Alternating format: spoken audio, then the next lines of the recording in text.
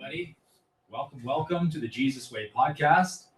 Our first live stream, James, in the new studio. How you feeling, man? I'm feeling good. We're getting the hang of this thing, and it's going to be fun. I am today acting as the podcast host and the producer at the same time, focusing on the camera angles. So forgive me if I'm a little laggy today, you guys. We were trying to find a software to be able to hotkey the camera angles and had no luck. So here we are.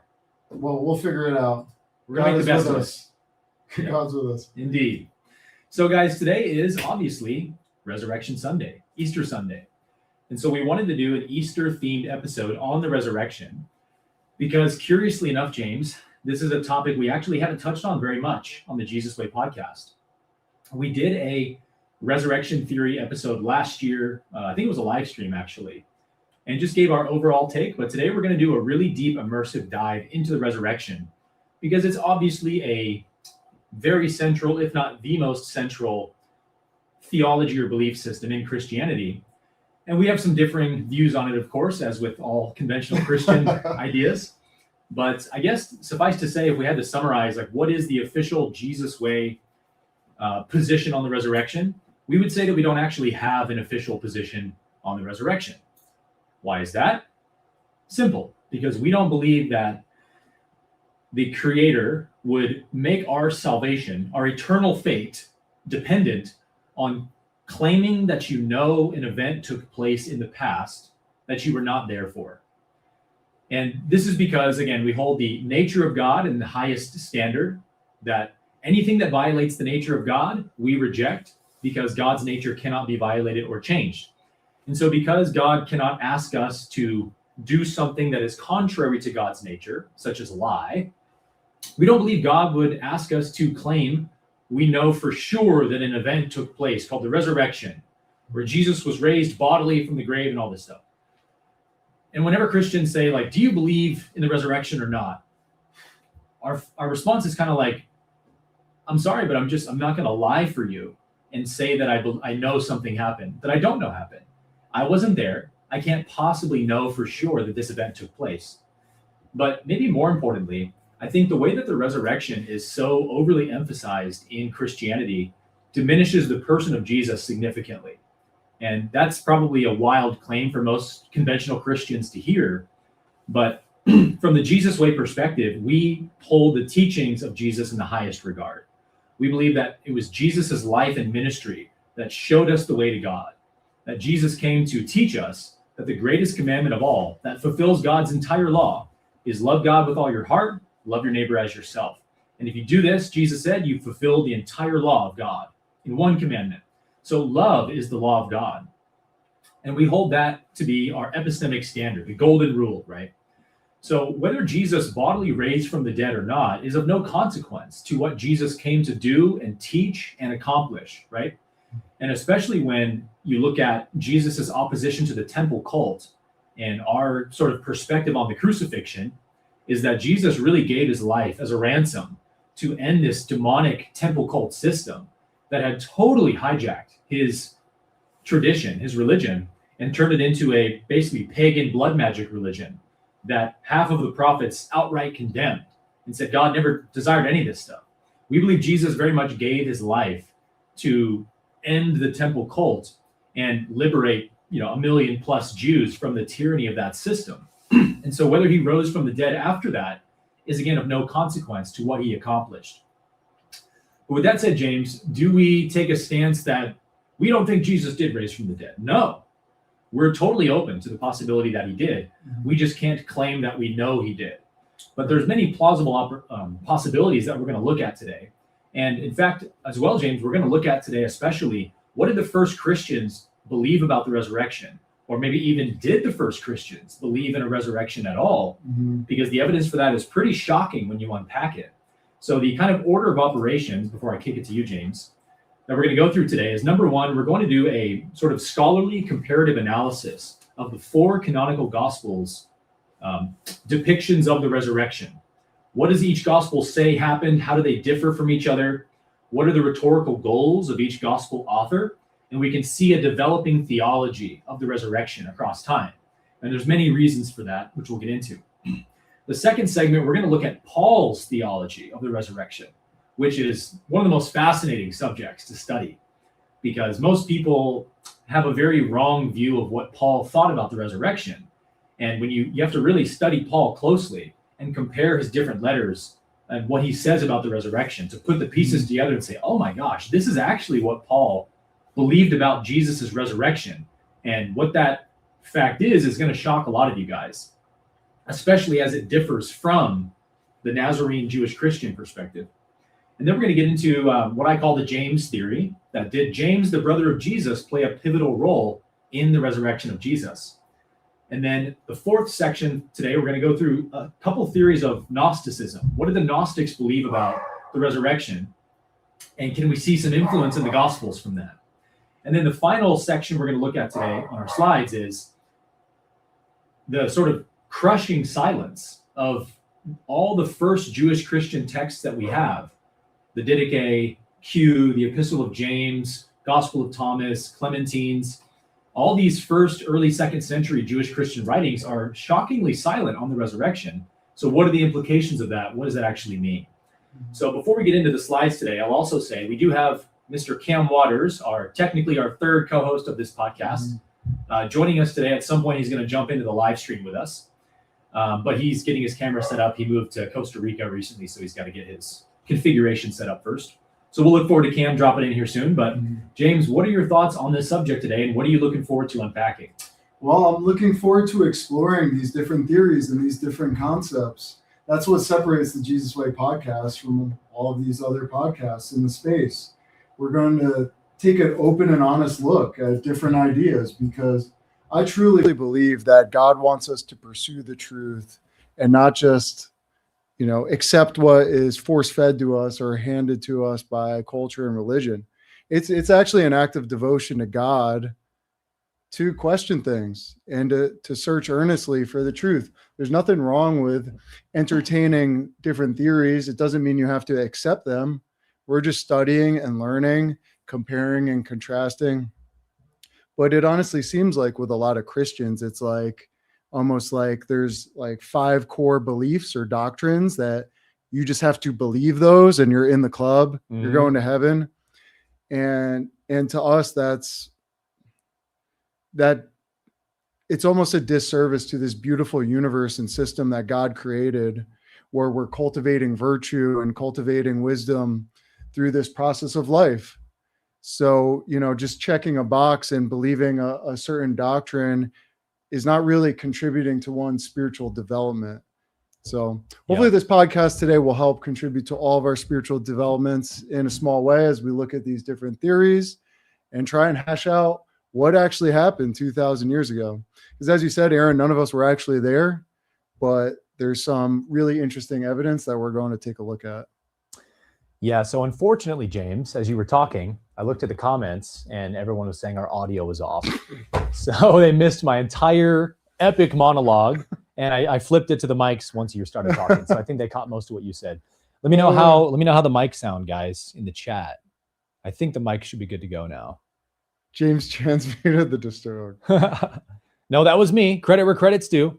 This happened on a live I did last night in 40U. Really? The mic was set up to my iMac. So you guys were actually hearing us from my iMac computer across the studio, which is like 10 feet away from me. So that's so funny. Apologies. We're getting the hang of this, guys. Yeah, we're on the fly here, figuring out how to use this new studio and live stream. How far into my monologue did you turn it on? Like 2 sentences, I think. Oh, okay, cool. Because I saw in the comments, I'm like, oh no. Well, people want to listen to me more than you, so it kind of worked out. This is true. I struggle with this every night when I go to sleep. So let me just repeat what I said, guys, in case you missed it from the audio issues. We're talking about the resurrection today, being Easter Sunday, right? It's a poignant time for that topic, but we, interestingly enough, haven't really talked about this subject much on this podcast because we don't actually have a defined stance on this topic, right? We don't say, we believe this, and you should believe it too. We don't know what happened 2,000 years ago because we weren't there. And so we don't believe that God would ask us to claim that we know an event in the past took place that we weren't actually there for and can't actually know, and that God would make that our salvation dependent on that. Now, this idea that our salvation is dependent on claiming we believe in a resurrection of Jesus comes from Paul, Romans 10:9. If you confess with your mouth, believe in your heart that God raised Jesus from the dead, you will be saved. And our continual rebuttal to that is, where did Jesus say that? Where did Jesus make salvation dependent on what you believe about his resurrection? Because curiously, as we'll look at today, even after Jesus rises from the dead, he doesn't tell people that they need to believe in his resurrection. But he famously says, go into all the world, Luke 24, go into all the nations and preach repentance Cam's here. for the forgiveness of sins. And then he floats up to heaven, right? So we have a lot of evidence to look at today. We're going to be doing that. But first, let's bring on Mr. Cam Waters and figure out how this screen comparison is going to look. Can you hear us, bro? Yeah, I got you. Can you hear me? All right. What's up, Cam? Nice. What's Let up? me see what camera angle looks best here. Okay, this will work. Yeah, this works. We can make this work. Welcome, brother. How you doing? Good, man. I'm coming at you from the jungle. You guys are coming at me from Qumran. The Essene Temple of Peace, bro. Yes. Yeah. We're going to coin Stone. that the name of our studio. I like it. Yeah. Well, are you ready to dive in, Cam? Yeah. Sorry for the delay. You know, I'm in a rental house here, and I had to figure out my setup. I so badly wanted to give you guys the view that I'm looking at this way, which is the mountains in Costa Rica with some beautiful cascading clouds coming over, but the lighting just wasn't working, so I had to flip everything around. So now you get a line. We got a Lion of Judah back there, actually, which is good. See if I can make that bigger. Oh, I can't quite see it. Well, you look good on camera. That's all that matters. Awesome. So Cam, here's the itinerary for today. I'm really, really happy we have Cam on because Cam just has such an encyclopedic knowledge on these topics. So what we're going to take you through, Cam and James actually have not seen these slides I put together. I put together a presentation for you guys we're going to look at today. And James and Cam will be reacting in real time to this, but the first section of it is going to be on the resurrection account. So we're going to do a comparative analysis of the 4 gospel accounts of the resurrection and look at what do they differ on, what is the rhetorical goal of each unique author, and how did the resurrection account change over time. That's the first section. Second, we're looking at Paul's theology, which is one of the most interesting subjects in New Testament studies. And most people are not, as you know, Cam, are actually not that privy to what Paul really believed about the resurrection, especially Christians. And so when you unpack it for people, it tends to shock them, which is pretty fun. So we're going to look at Paul's theology on the resurrection second, and then we're going to go into a quick little theory that I came up with 3 or 4 months ago reading the Hebrew Gospel of Matthew on kind of asking the question, did James, the brother of Jesus, perhaps play a pivotal role in resurrecting Yeshua? And do we have some really good evidence for that in the earliest gospel account? Section 4, you're going to love this one, Cam. We're going to look at the Gnostic theories of the resurrection and the role that Marcion played in developing the resurrection. And Cam, you were saying this like 6 months ago, dude. You started getting into stylometry and some of Marcus Vincent's work, and I think Mark Goodacre and some other scholars who focus on Gnosticism. And you started saying, man, I'm really convinced that the Gospels are actually all 2nd century. And I'm like, well, that's a radical theory, but I'm open to it. And you said that, hey, stylometry is actually showing this, right? Stylometry is, how would you describe what stylometry is, Cam? So stylometry is the study of written syntax of language and the way that, say, sentences are formed, grammar is used, even certain kinds of spelling. And for, I guess, the last number of centuries, you know, biblical scholarship has been relying on it to come up with things like the documentary source hypothesis, the JEDP theory, but they're using only, you know, the human faculties up to this point. But now that we've got AI and we've got all these algorithms and mathematics that can actually go in with laser precision and really dial in the exact tone and style of certain writers, the exact tone and style of certain decades, centuries, etc., you're able to really accurately place certain texts within a particular time period or even a particular author sometimes. And it's based on, you know, a set of data that is available from, say, the Greek classics, all of this contemporary work around the time of the Gospels, you know, your Homer epics and all of that. There's so much text, and you can, these computer programs, I mean, it doesn't lie. It's 98% accurate. I actually have some friends who run this software in the background often, and they've come to find that stylometry has been able to determine which paragraphs each of them have written in their books, because they're co-authors, these two guys, and it can hone in on, oh, that paragraph was written by this guy and this. So it's just crazy how it works. But yeah, I mean, it's looking like from the data that I've seen that it's all pushing into the 2nd century. But what's interesting is, like you said, Marcus Vincent, some of these other scholars have been coming out and saying this for a little while now, and there's more and more people joining their camp for various reasons, stylometry being a main one. Yeah, good breakdown there, man. It's so interesting to study the dating of the Gospels, because when you ask the question, what evidence do we really have? What's the evidence that they are 1st century, 70 to 90?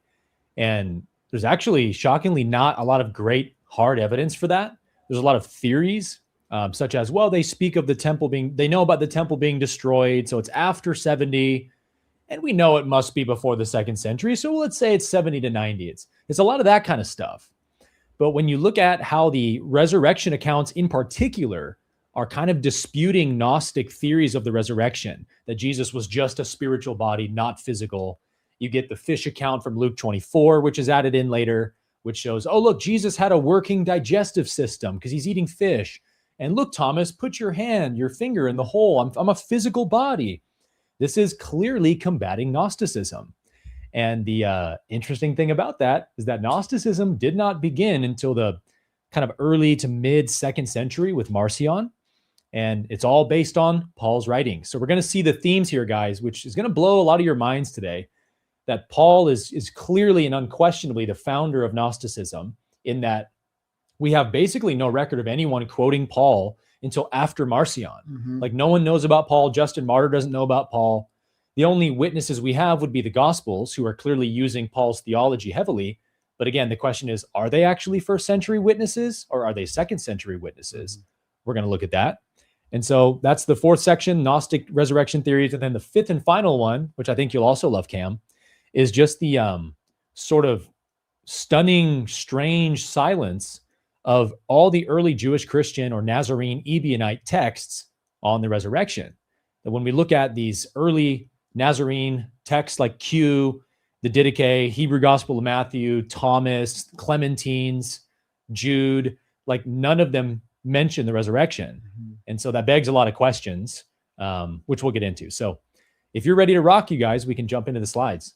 Let's do it. Let's do it. All right. Make this full screen. So I'll just go along and you guys can react as we go. Sound good? Sounds good. So let's do a comparative analysis of the 4 resurrection accounts in the New Testament. Now, I took a class last semester from my master's program called Early Christian Thought. And a lot of this comes directly from my class, which was my favorite class I've taken thus far in the master's program.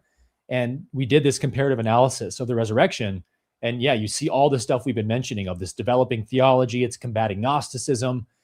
You get a lot more questions than answers when you start studying the 4 Gospels. So first, looking at Mark, we're going to compare the unique details of each of these 4.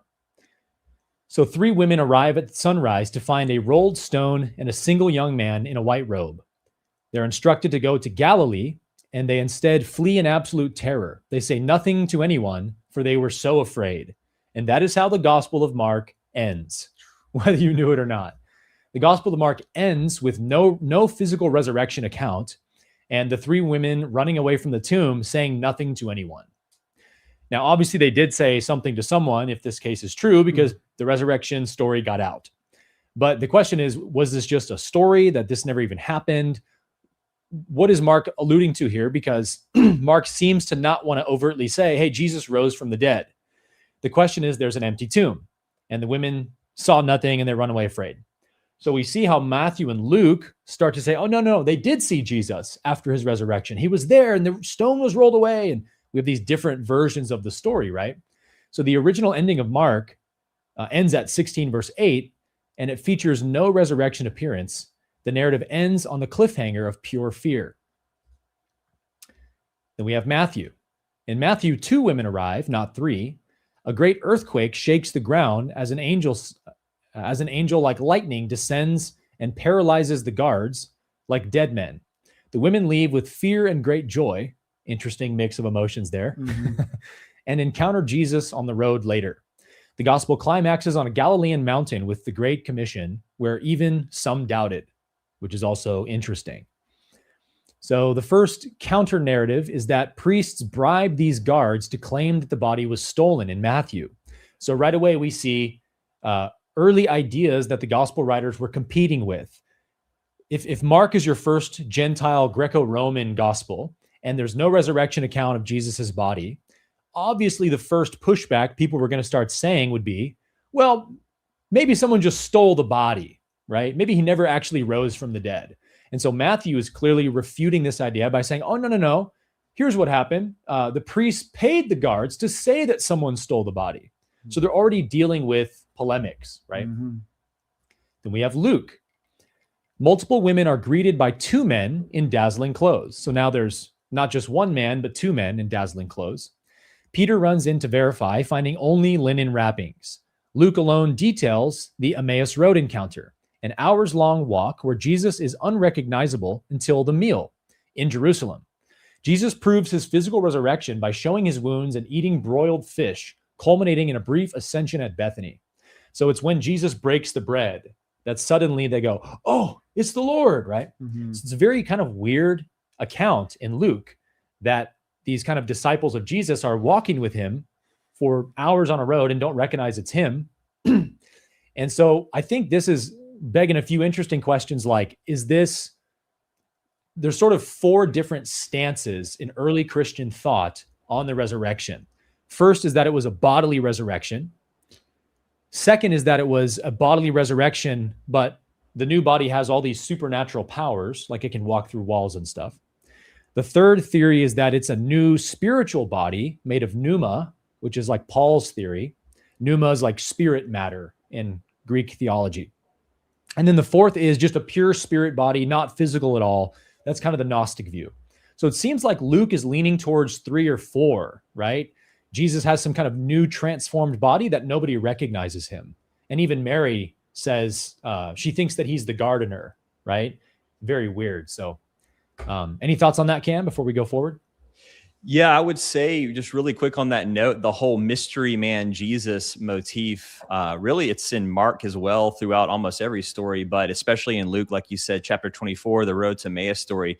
This is one of these stylometry examples, actually. It's one of the most famous ones. Robin Walsh talks about this a lot. I think she wrote a book on it, a really great scholar, about how this story of Jesus being this mystery man and then being revealed at the end, or even skirting the way before he's identified, is a very famous Greek motif throughout, the epics and everything. And you can see it throughout the gospel. And in fact, there's even these other little subtle notes, like it's Clopas, right? That's with the unnamed disciple, or Cleopas, yeah. I think. And that word there is a pun, or like a play on words for what is actually said in the moment, where he's questioning, if Jesus, survived or whatever. And he says something about being clothed in glory in response back to him. And the whole clothed in glory is actually what the name Cleopas or Clopas means in Greek. Oh, wow. So it's all this Greek wordplay and puns, and these kinds of things are the way that you write narrative in the 1st, 2nd, 3rd century. So it totally fits the bill. And like I said, before we even had computer programs to do this, scholars have noticed it just based on, these types of glaring, obvious, intricacies that are happening in the text. Man, interesting stuff. So then we have John, which is the last of the 4 Gospels. So in John, Mary Magdalene arrives alone while it's still dark. She sees 2 angels, like in Luke. She weeps and mistakes Jesus for the gardener until he calls her name. Later, Jesus appears in a locked room to breathe the Holy Spirit onto the disciples. A week later, Thomas delivers the highest Christological confession in the 4 Gospels, "My Lord and my God." So I'm sure you've heard this theory as well, Cam, that I've heard a number of scholars say that John is essentially the first Gnostic gospel. It has a lot of Gnostic themes in it. and it's sort of starting to side more with the Marcionite view of things, but it is trying to paint Jesus with a physical body. So it's still combating some kind of pneumatic view of Jesus's resurrection. But so what we see here is essentially that there's a developing storyline, right? In Mark, it's kind of like, well, did he resurrect? It's a mystery. We don't know. They ran away. They were so afraid. And then in Matthew, it's like, no, he did for sure. And all that rumor you heard about his body being stolen, that was just those darn priests bribing the, And then in Luke, you get, he's eating fish. He's a physical person and he's hanging out with them for 40 days. And then in John, you get like a mix of everything. First, they don't recognize him. He's a gardener. No, it's Jesus, my Lord and my God. So to me, you can't harmonize all four of those accounts and say, well, they're the exact same story. They're clearly not the same story. And this is what scholars do in comparative analysis. They say, why would they have these different rhetorical goals? And that's kind of the next section we're going to look at. So here's some interesting tidbits on really quick, Aaron, really quick on that harmonization. Just one thing too about Luke 24, all three gospels, Jesus goes to meet them in Galilee. Obviously in Mark, there's a mention of that, but it doesn't happen. But the idea is that Jesus is going to meet everyone in Galilee, but in Luke, he's actually in Jerusalem, which is a massive contradiction. And that's one of the biggest tells of, again, Luke 24, this massively long chapter with 4 different scenes in it, that it's a story that's been tacked on and added to over time. Again, which is why this whole 2nd century theory, maybe there are cores to these texts, like we know the Hebrew Gospel of Matthew, which you're going to bring up and everything, that go back to the 1st century. But the texts as we have them definitely seem to be put more in the 2nd century. Yeah, I'm glad you brought that up, because another interesting thing there is that John tries to harmonize Matthew and Luke, where I think it's Matthew puts Jesus's appearance in Galilee, and then Luke puts it in Jerusalem. And then John comes along and says, well, he met them both in Galilee and Jerusalem. So again, you see this attempt to harmonize going on pretty overtly. Right. Okay, let's keep rocking. So here's what's different about the gospel accounts. Mark's narrative is defined by absence. There's no appearances of the risen Jesus. There's no great commission to the world. There is no ascension into heaven. The widely known ending of Mark, verse 9 through 20, is almost universally recognized by scholars as a later scribal addition. The original text deliberately stops abruptly. And we have Matthew. Matthew strips away the intimate and the transitional. There is no ascension scene. There is no journey on the Emmaus Road. He includes no intimate, locked room appearances and completely omits Pentecost or any dramatic giving of the Holy Spirit. Now, Cam, one of the reasons for that is because Luke clearly has this strong rhetorical goal of showing that, hey, the Jews rejected their Messiah. And so God transitioned the Messiah to the Gentiles. And Jesus became a savior to the Gentiles now. And it's kind of a Gentile movement now. So Luke writes Luke and Acts is all about Paul and going to the Gentiles and stuff. So that's why in Luke, you get this Pentecost story and all this stuff that you don't get in Matthew. Matthew's a very Jewish gospel. Some scholars even think kind of a Jewish Christian gospel in some ways. And so, yeah, Matthew and Luke, it's like Jew, Gentile, these two different takes on the resurrection. Then in Luke, to keep the focus strictly on Jerusalem, Luke omits any appearances in Galilee. So it's like Luke is changing what Matthew says. He's disagreeing with Matthew because we know that Luke knows Matthew, at least it seems like Luke knows Matthew, and is changing some things about Matthew he doesn't like. He removes the dramatic earthquakes and the lightning-clad angel rolling the stone seen in Matthew. There is no great commission in the traditional Matthean sense and no story of doubting Thomas. So disagreements with John and Luke and Mark.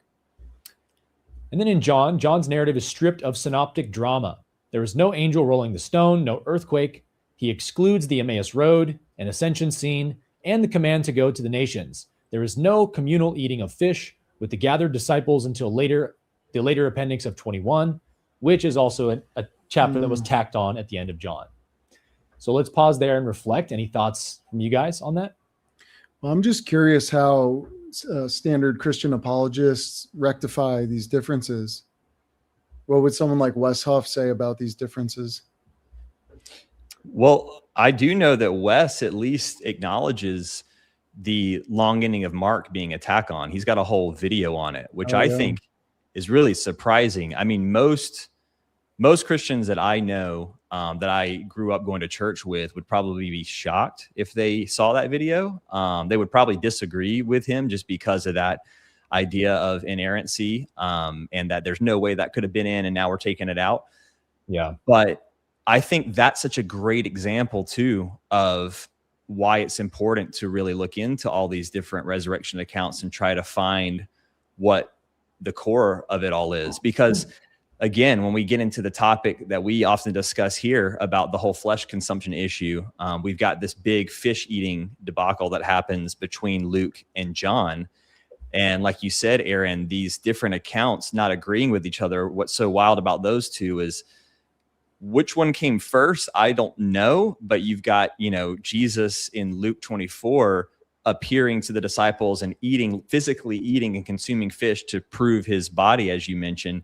But in John 21, there's a whole fishing miraculous catch episode, commissioning Peter again. All of this stuff is happening stylometrically again. That chapter is nuts. It's off the rails. There's so many Greek words in that chapter that don't exist anywhere else in the Gospels ever. So there's all kinds of problems with how that's a later tack on for sure. But then the interesting piece is, it's borrowing that miraculous catch story from a whole other story. Like Luke has it at the beginning of the ministry, right? And it's the only gospel that has that story when he's calling the disciples and they go fishing and all that. So there's just so many bizarre things going on. And I find it interesting that the Wes Huffs of the world, these types, will acknowledge something like the long ending of Mark problem. But then when we bring stuff like that up, like we did in our debate, they just think we're, I don't know, they just scoff at it. But it's the same question. Yeah. Yeah. It's like, if you really want to know what's true and not just amuse yourself with dogma that feels good, then you have to ask the hard questions. And I came out of religion. I went through this whole cycle. So I'm just not willing to blindly believe in something that I can't know is true, because I don't want to believe in something that's not true. All truth is God's truth. I think we would all agree on that. Mm-hmm. I think every good Christian would agree on that. And so if all truth is God's truth, why would you want to risk believing in something that's not true? Mm-hmm. Because if it's not true, it's not of God, mm-hmm. and therefore not beneficial for spiritual growth in any way. It's detrimental to you to believe in something that's not true. Yeah. Well, think about any authority figure that makes you believe something and you're not allowed to investigate or do your due diligence. You just have to accept it. Like if a government does that, they're considered totalitarian and tyrannical. Yeah. If you're not allowed to question a narrative. So the same goes for religion. It's actually a spiritual duty to do your due diligence and to dig for the truth. It's a sacred act. Yeah, 100% agree.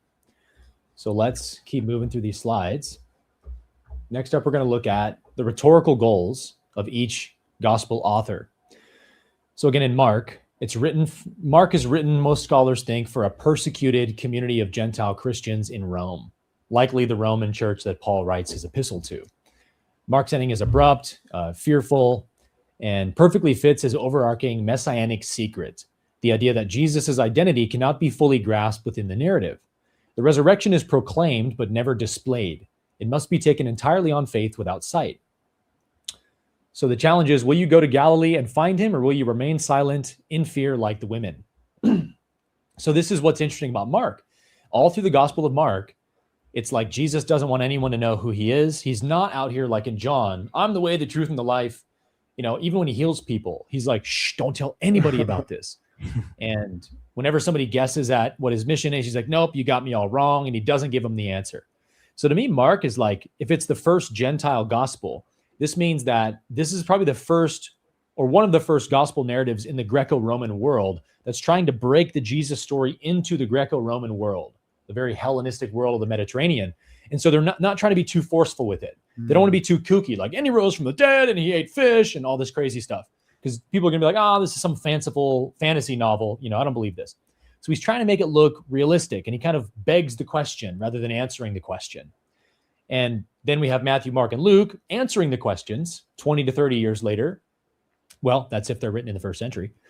And so this is the rhetorical goal of Mark, is he's trying to get the Jesus story out there in the zeitgeist and get it to be accepted by Greek-speaking Gentiles. And then in Matthew, we have, again, a much more Jewish gospel than the other three. And it's written to make Jesus look like he's the new Moses, or the prophet like Moses. It's written for a Jewish Christian audience, an active debate with the synagogue. Jesus is deliberately presented as the new Moses, which, again, you don't get that in any of the other gospels. The earthquake and the angelic descent mirror the theophany at Sinai.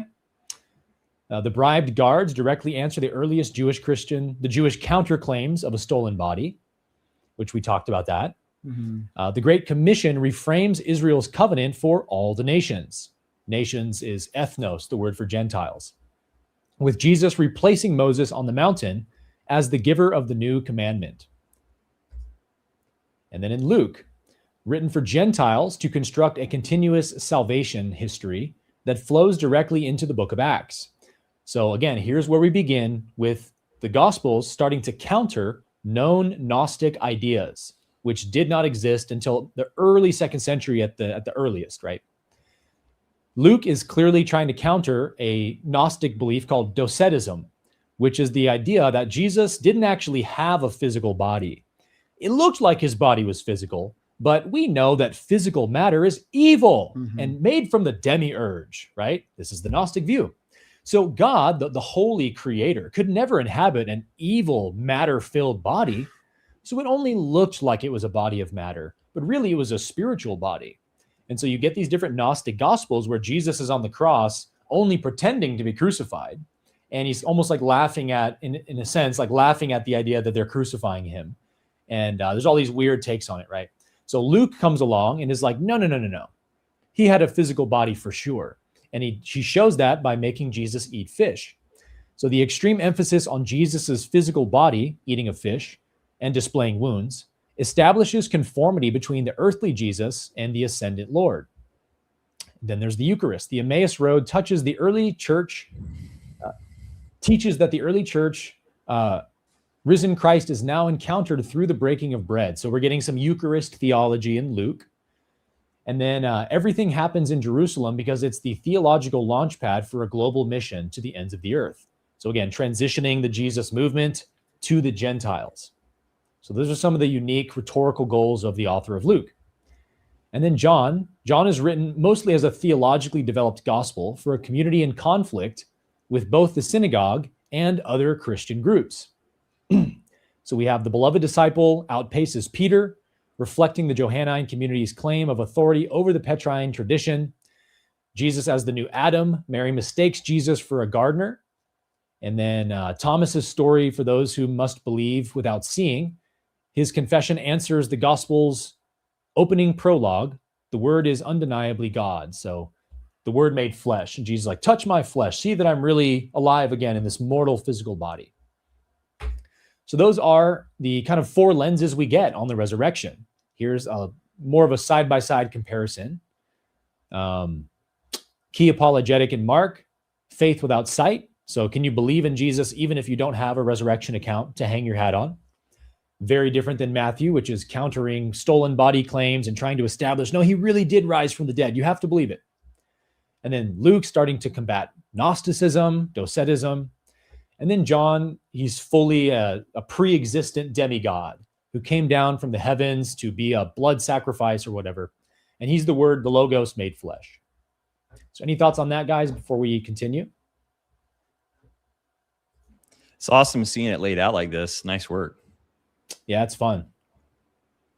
All right, let's keep rocking then.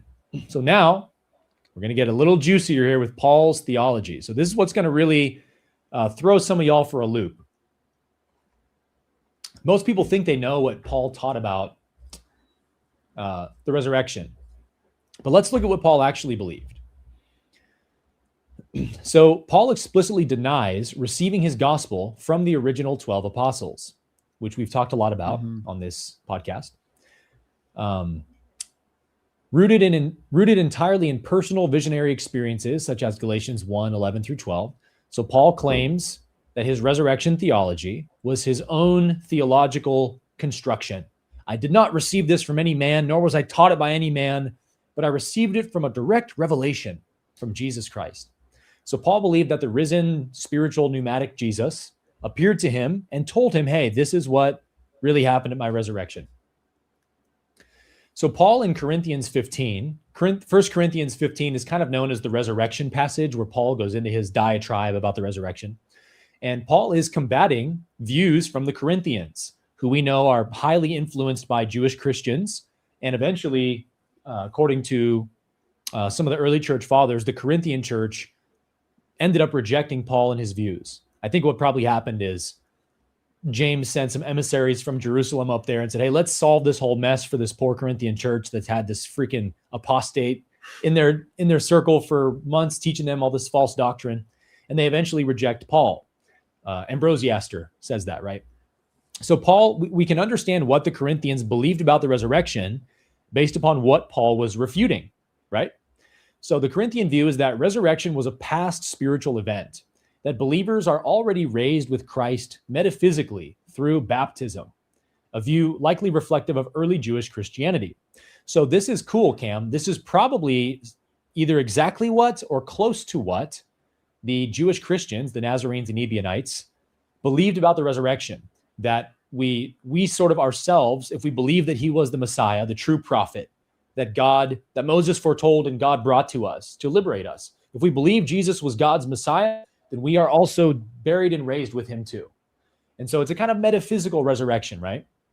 We are, what is the verse Paul says? Anyway, so Paul comes at the Corinthians for this view in specific and emphasizes, no. The resurrection has not actually fully happened yet.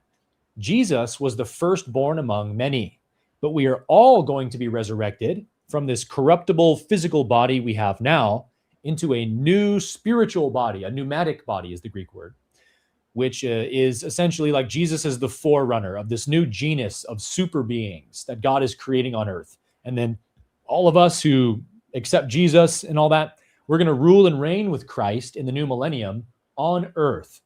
So God's going to basically bring heaven to earth in some kind of pneumatic, Platonic way, and we're going to rule and reign with Christ. So Paul is kind of combating the Corinthians on this point.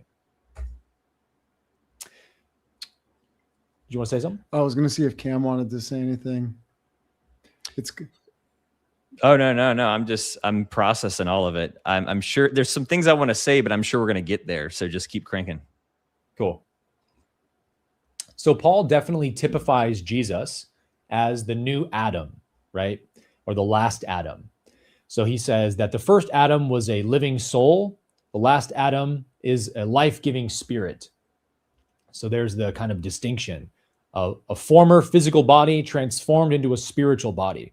So Christ is the firstborn among many, the first specimen of an entirely new genus of pneumatic beings. This is interesting because Paul's almost distorting an Ebionite view that Christ was in Adam and really many of the great prophets through time, Yes. and that the Christ reincarnates over time. Yes. So Paul was probably hanging out with some of the Jewish Christians and heard this and put his own twist on things. Yeah, exactly. And then said it was a divine revelation. I actually had slides on that exact topic, on what do the Clementine recognitions and homilies teach about the resurrection in the Christ. And I didn't include them because I didn't want the presentation to be too long, but it says exactly that there were 7 sequential figures. It's like Abraham, Isaac, Jacob, Enoch is in there, Moses is in there, and then Jesus is like the reincarnation of that. So Jesus to them was a messianic figure that pre-exists, similar to what the Greco-Romans believed, but he is the true prophet of God, a messenger from God that is incarnated many times. And Jesus was the final iteration of the Christ, the Messiah. Right. It incarnates into a suitable human form. Yes. Well, whichever human is living righteously enough, keeping the commandments, it becomes a suitable vessel for the Christ. You got it. Any thoughts there, Cam?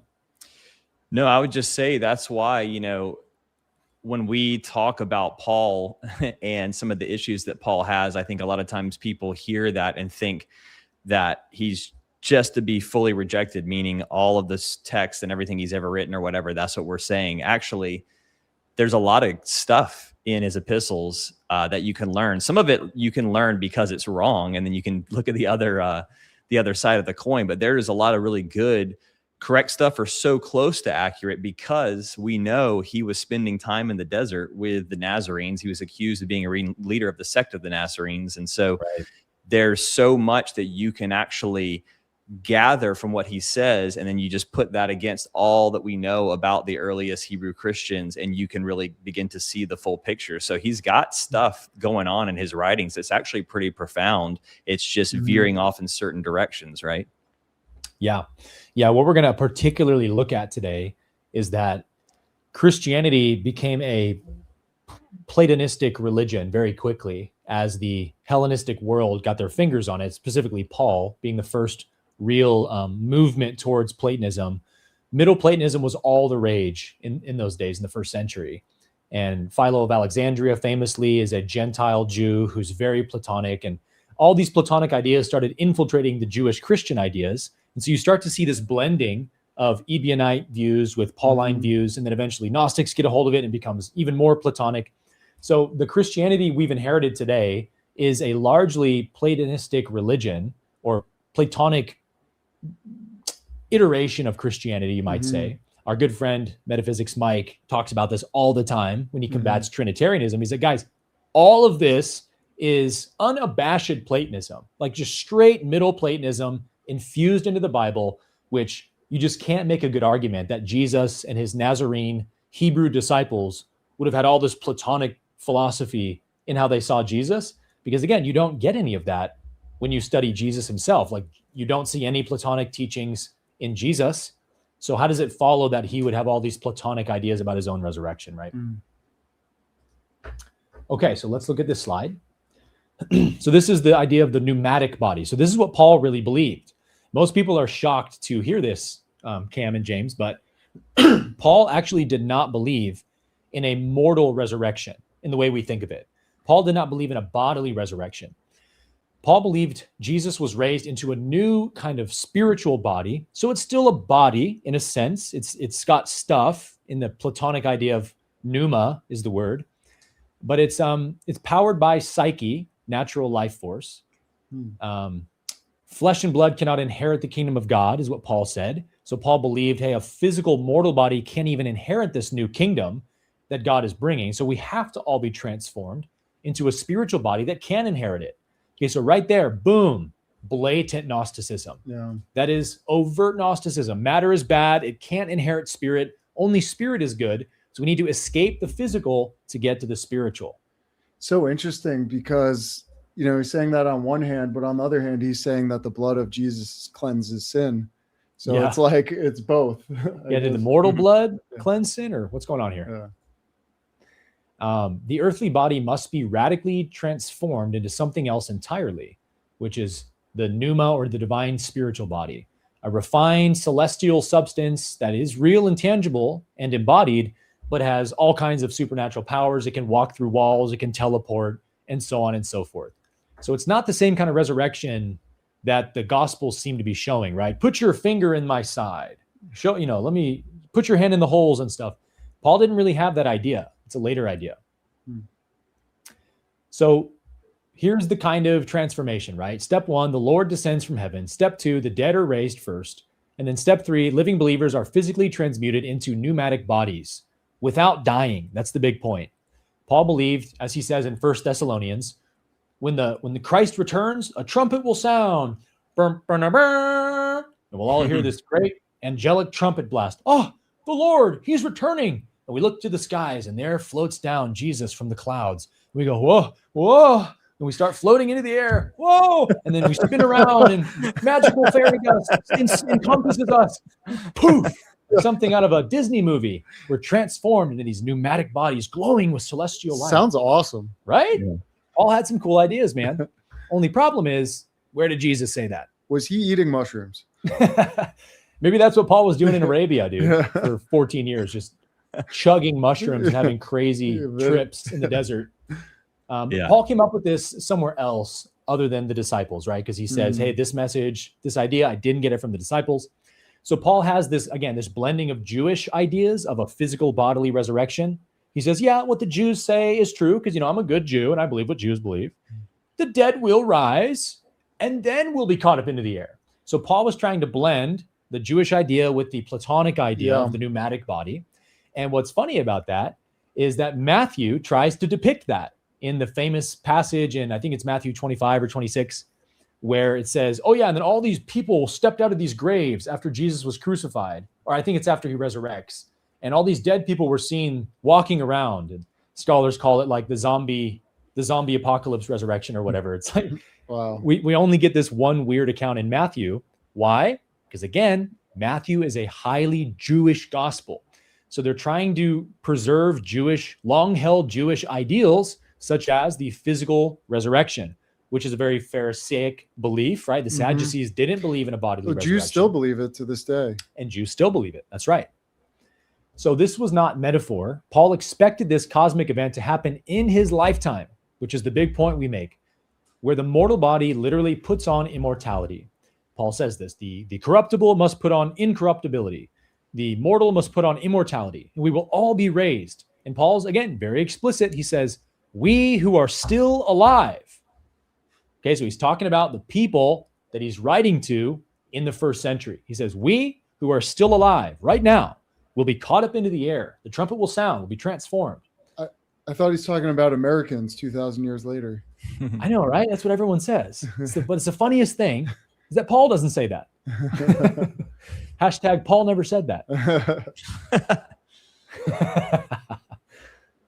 Okay, so this is, again, Paul's Middle Platonic innovation.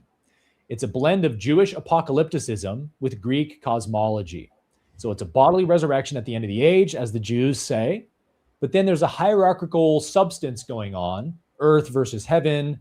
And then Paul kind of marries the two, saying, hey, the physical body does resurrect, but then it's transformed into a pneumatic body. So by relying solely on revelation rather than Jesus's 12 disciples, scholars argue that Paul essentially invented a new Christianity centered on a cosmic, risen prototype rather than the earthly Jesus. So this is the big point, guys. The resurrection is where we see the teachings in the gospel of Jesus being dismissed away, usurped, covered over by this idea of resurrection. And actually what Jesus came for was to perform some kind of blood sacrifice ritual where his death on the cross performs some kind of metaphysical transaction on our behalf. And now we're free of sin. We're forgiven by God. And the only way we know that that transaction happened is that God raised him from the dead. Right. So now Christianity turns from love your neighbor as yourself, love God with all your heart, the golden rule, this fulfills the law, repent and God forgives you.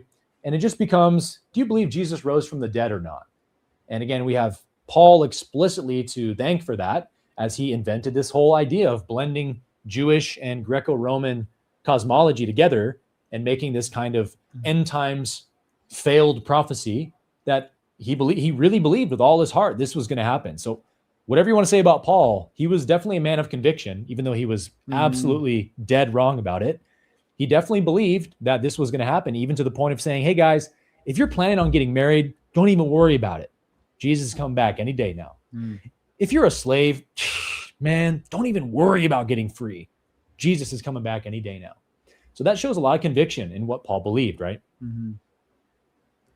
Yeah, one thing I'll say too is on the blending of the Hebrew thought with the Greek thought, the one note I'd love to contribute, which I am sure, for sure, Aaron, you'd agree with, I think both of you would agree with, is that there is, because of Pythagoras and that stream, a kind of Greek world thought that is infusing all the way back to the school of Alexandria, with the Therapeutae and everything that has its infusion into the Essene tradition and what Jesus is in.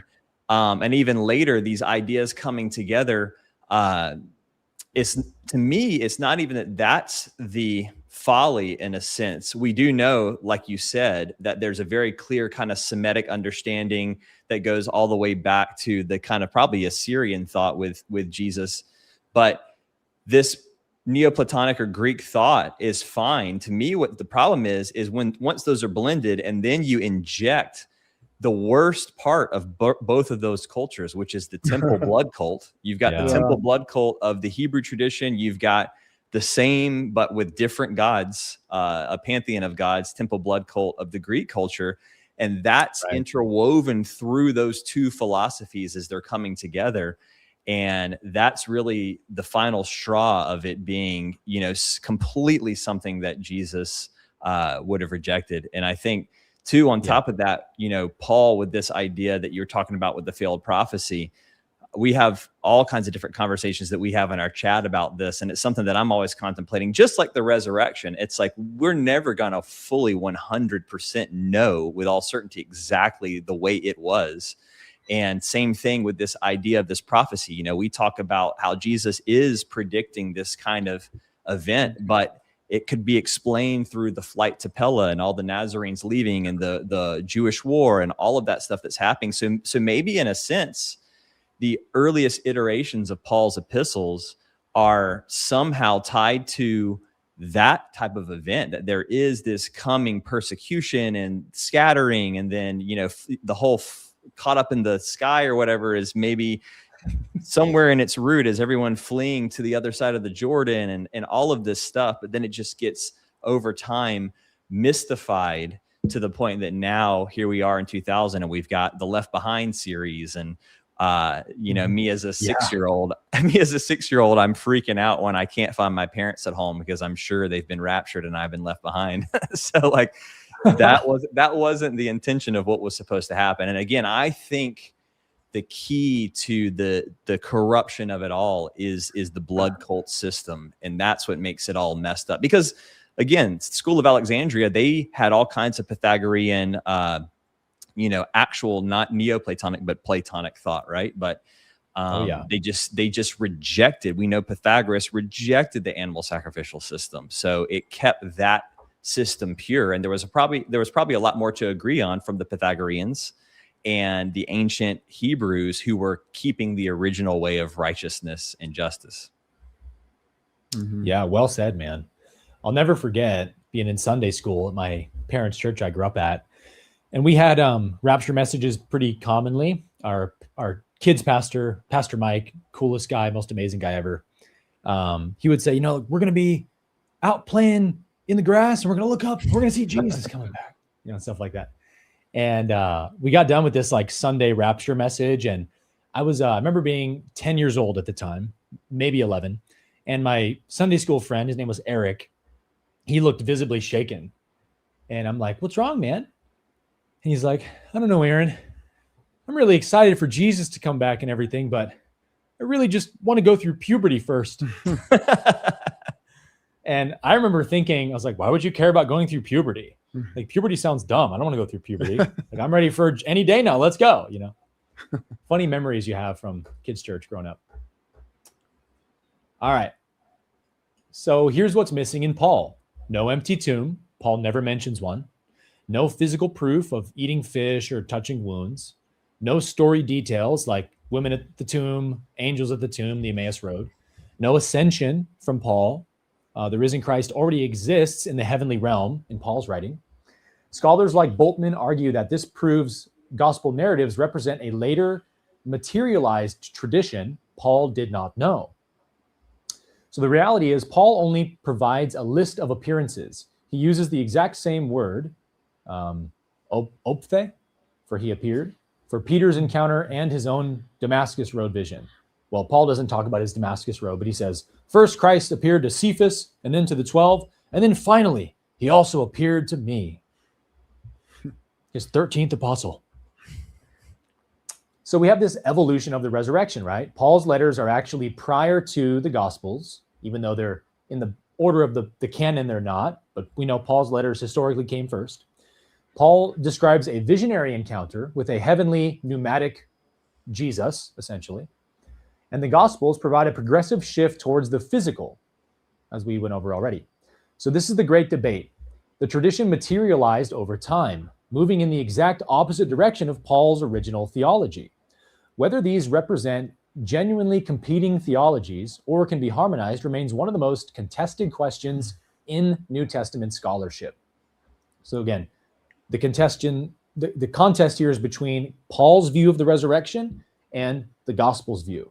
Now, growing up in church, I was never taught, nor did I have an inkling that there was any disagreements there. Oh. But as we can see here, there's a lot of disagreements that if you're not reading with a careful eye, you might not see. If you're reading the Bible with this rose-colored glasses of, oh, I already know everything in this book agrees with itself, it's univocal, then you're not going to see this stuff. Well, I was talking to someone recently, and they said, if something in the Bible seems like a hypocrisy, it's just your misunderstanding or your lack of wisdom. Yeah, contradictions. Yeah. If you see a contradiction, it's your fault. Yep, exactly. Yeah. Some nice Sunday morning gaslighting there, right? So now, here's an interesting idea that the Essenes, according to the Dead Sea Scrolls, believed in two messiahs, not just one. And this is in the Hebrew Bible, in the book of Isaiah and Zechariah, talk about these two messiahs, one kingly or Davidic and one priestly messiah of the line of Aaron, the Levite. So this is the Essene expectation. And this is going to get into the James theory now. Dead Sea Scroll scholars have determined that the Essenes were anticipating two distinct messianic figures, the messiahs of Aaron and Israel. The first Jewish Christians, emerging from this Essene type of Judaism, saw Jesus and James as fulfilling these exact roles. Now, James, you pulled out something interesting the other night when we were doing a study session about the brothers. Can you unpack that really quick? Yeah, just reviewing the Hebrew Bible and New Testament, most of the fraternal relationships, most of the brotherhoods they're basically enemies. Yeah, all of them basically. All of them. Yeah, Cain and Abel. Abijah and Solomon, the sons of David, were fighting for the throne and basically trying to kill each other off. Yeah, Ishmael and Isaac. Jacob and all his brothers sold them into slavery. It's like brothers are always competitors until Moses and Aaron, who are in harmony with each other. Yes. And then Jesus and James. Jesus and James. That's about it. In the entire Bible, there might be like the sons of thunder. Yeah. John and James, but that might be a conflation with James too. So interesting little tidbit there. Yeah. So Jesus and James are typified as being the new Moses and Aaron. Mm-hmm. So Jesus is the new Moses, James is the new Aaron. And it's interesting that my name is Aaron, the brother of Moses, and your name is James, the brother of Jesus. Wild coincidence. You can't make this stuff up, people. Someone said that in a comment section recently, and then they said my name Cameron is like Qumran. Oh yeah. Yeah, that's right. That's right. And Waters. Waters, which both of those would be more of a John the Baptist energy, which I'm totally down with. I think John is also this priestly role before James as well in some capacity, but then when he's taken out, it fully places it and passes it through to James. That's kind of one thought that I have as well. Yeah, that makes sense. The teacher of righteousness role, right? Right. Mm-hmm. That could have been John the Baptist. You could almost see the teacher of righteousness as the Pope of the Essene movement, Right. And it's the figurehead of the movement that's passed down by succession, and each figurehead anoints the successor. So John the Baptist baptizing Jesus anoints Jesus to be his successor. John is quickly beheaded. Jesus becomes the leader of the movement. Basically, every scholar I've studied on this says, yeah, John the Baptist is definitely an Essene. Like slam dunk, he's got to be an Essene. If you go on Wikipedia and look up John the Baptist, it says, he's pretty much the consensus is that he was an Essene. And then we have our detractors going, there is no evidence that the Jesus movement was from Essene origins. Anytime we hear there is no evidence that blank, we're just like, hold my beer, bro. Yeah. Let's get into it. Hold my non-fermented grape juice, bro. Okay, so this is something interesting, right? In the Gospel of Thomas, which I've done many videos on showing beyond really any shadow of a doubt, Thomas is a first century Jewish Christian text. All the evidence points in that direction. In Logion number 12 of Thomas, Jesus gives James pretty much the most honorific title in all of Jewish lore, which is called the Lamed Vav Zadokim, which means the 36 righteous ones. So in Jewish mystical lore, honorific titles carry cosmic weight. In the Gospel of Thomas, Jesus ascribes James with one of the highest honors imaginable, designating him as the undisputed successor.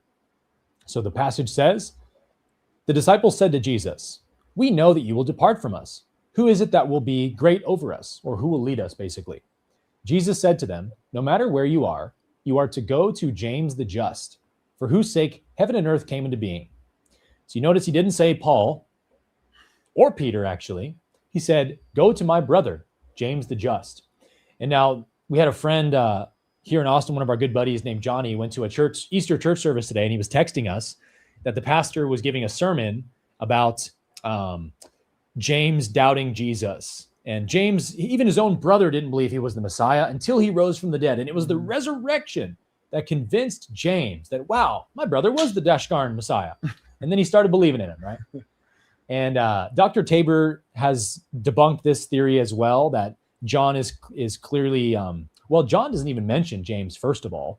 So it's not the Gospel of John that's saying that. But there's a passage in John that says something like, do you know this one, Cam? Like even his brothers didn't believe in him or something. Right.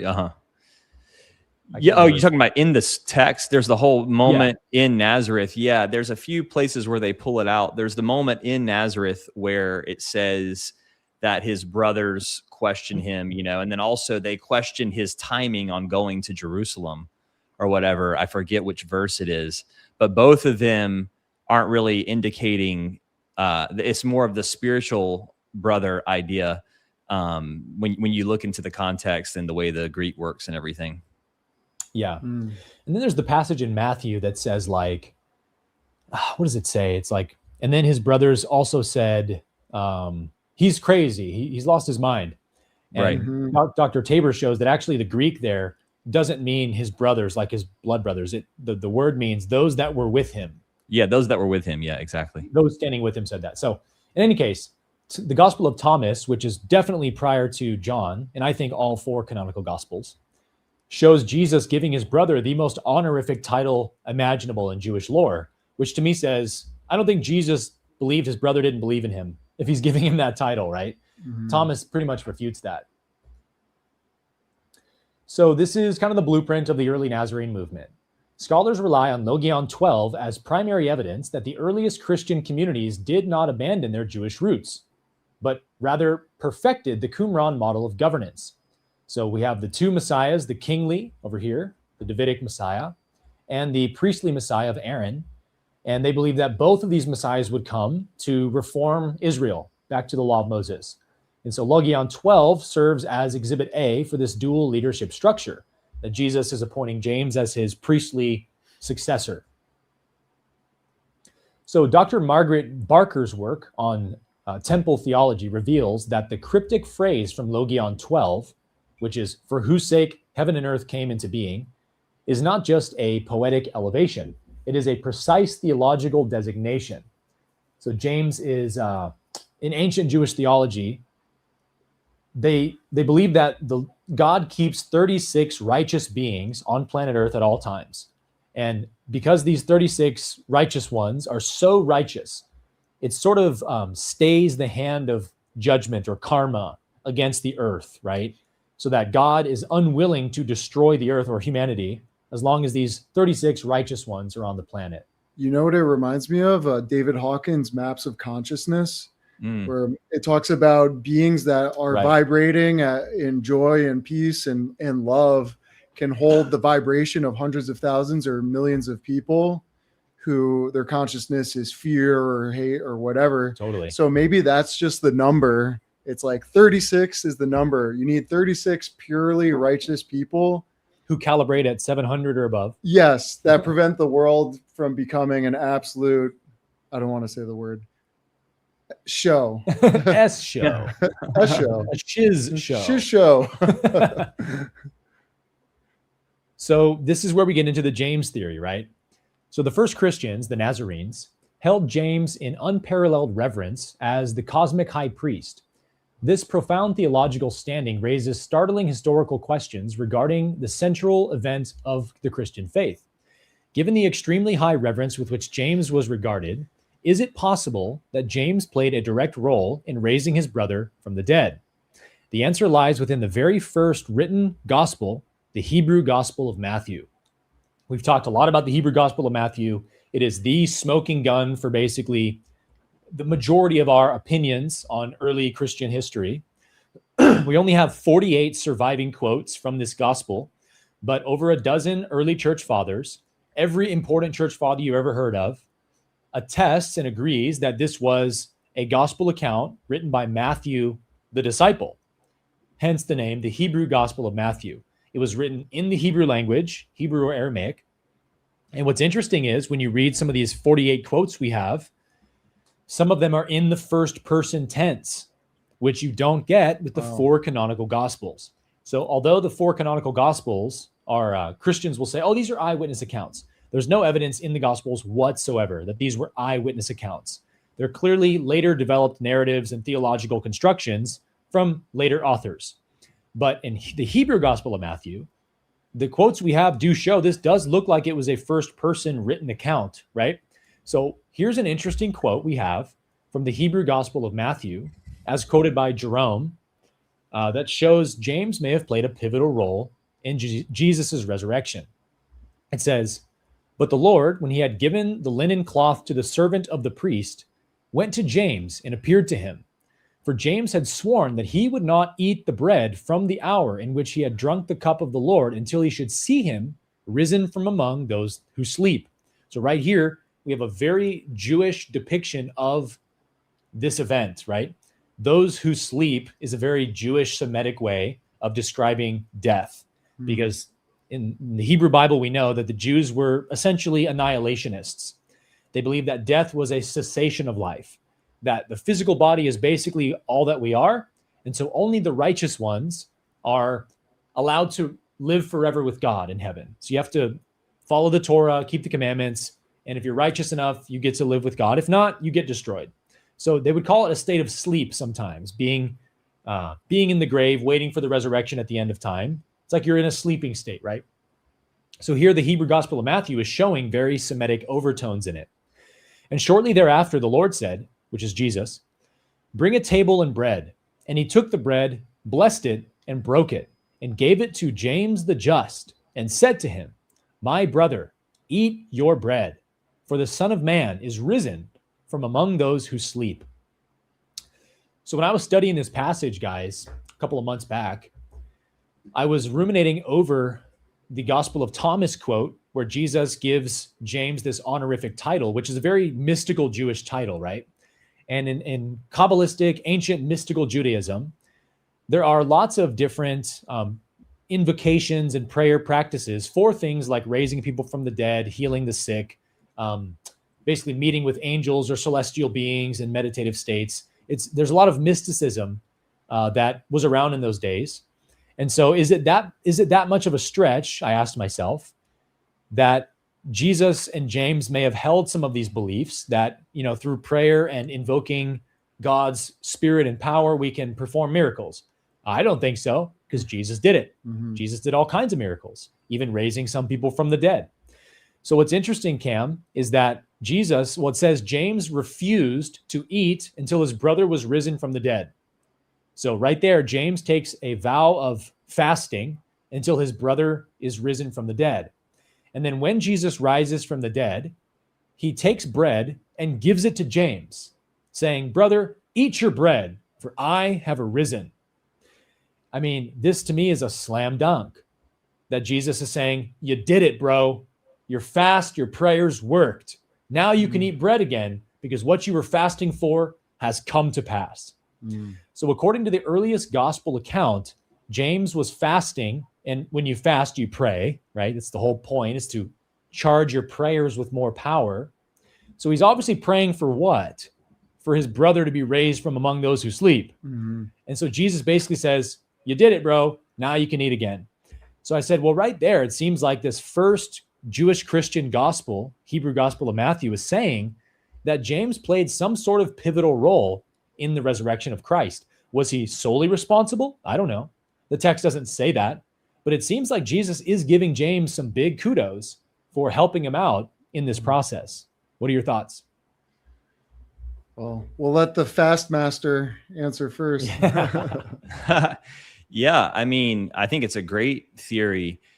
Whether it's the sole purpose or the sole function of the fast, or I'm sorry, of the resurrection to be that James is the one who had to fast, or that it's him, the collective as well of maybe the other 11. I think that it makes a lot of sense. I mean, I know if I just put myself in the situation, that's what I would do. My recent fast, now that you bring it up, it was focused on my grandfather was sick. I was praying for his health, praying for justice for some stuff going on with my family and for the animals and everything. And so I definitely believe that when you pray and when you fast, you reorient reality around you. And I guess the sky is the limit on that. The ceiling on that is whatever you've believed about it. And I imagine that if there is any truth to these other stories like Lazarus and whatnot, where James is rolling around with the posse and he's seeing this kind of stuff go down, he certainly has the belief to be able to know that something like this is possible. So that would be the go-to. Hey, we know this is happening. We know we're about to lose Yeshua. And the moment that it happens, I'm going to fast and pray that he overcomes death. Totally makes sense. Yeah.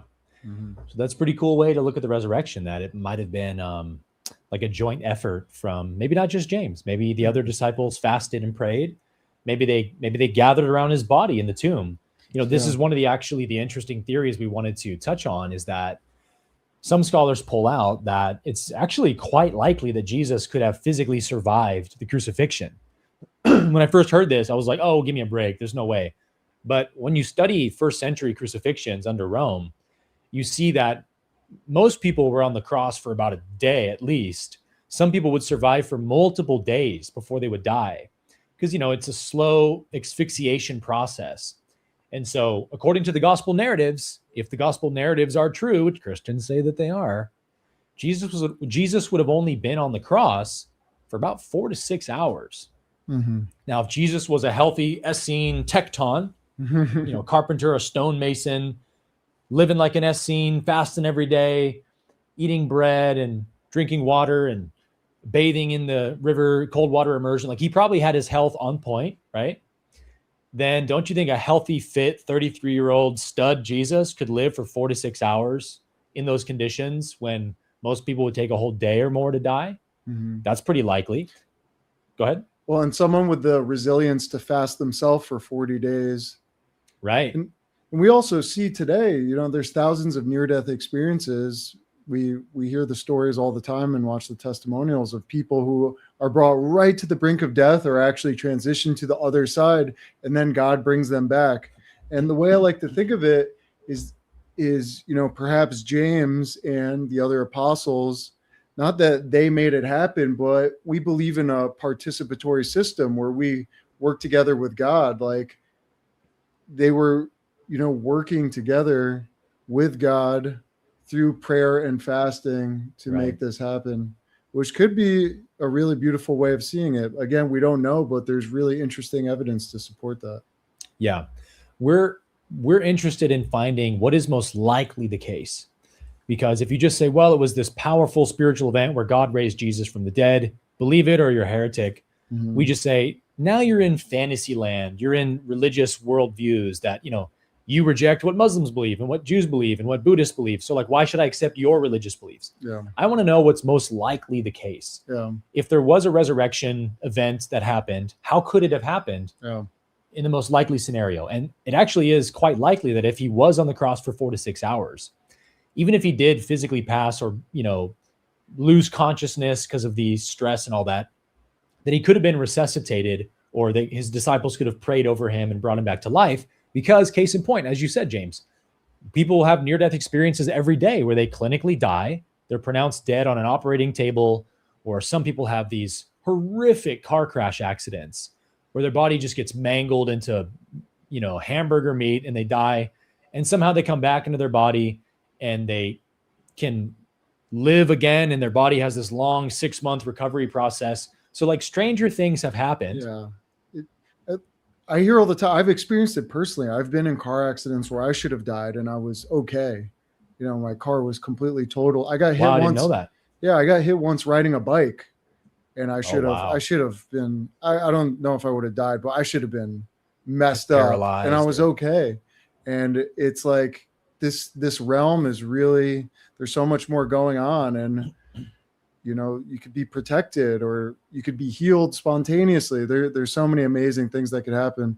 But the bottom line is, it really seems like something absolutely magnificent happened in early Christianity that galvanized the movement. Yeah. Something seems to have happened, because No doubt. understandably, I'm sure they were all very depressed seeing Jesus get crucified, or hearing about it if they weren't there. I mean, that would have been the greatest heartbreak possible. Yeah. The wisest, most kindest, loving man, someone that was anointed with the Holy Spirit, to know they were killed, and that these aspirations of bringing the kingdom had been cut short. But that depression soon turned to immense motivation, to galvanization, Yeah. to standing up for what's right. And what could have led to that? What could have inspired them so greatly? Yeah, I mean, if his first disciples did maintain that he raised from the dead, which the only thing I've found, we're going to look at this next actually, is what did the first Jewish Christian writings say about this? But I remember reading this in the Ascents of James, Cam. So maybe you can rack my memory here, but in the part of Ascents of James where they're all debating the Sanhedrin in the temple, one of the disciples, maybe even James, is quoted as saying, like, "And our Lord, he rose from the dead on the third day," or something like that. They mentioned the resurrection. And I read it and went, okay, wow. So it looks like the first disciples of Jesus, according to this Nazarene text, did maintain that Jesus rose from the dead. What are your thoughts? Yeah, I mean, I think this Hebrew gospel quote says it all, the one that you just read. And one funny connection on that. Well, first and foremost, before I get all textual and heady again, I had another couple ideas when you were talking, but I want to reflect more too on just where James was going with that. I mean, I think the resurrection is one of the most powerful aspects of the whole story of Jesus. And really, even since I was a kid, one of the ones that I resonated with the most. And it's funny because we do have this kind of creedal tradition that puts so much weight on the way in which you believe about it. But regardless of all of that, I've always had just an obvious belief in it at the level of the physical to the metaphorical to the spiritual to the whatever, because it's the way of life. It's the trumping of death. And to me, that is, whereas some traditions and some, liturgical things and whatnot focus on the crucifix and the cross and the death and the brutality and the torture and the pain and all of that.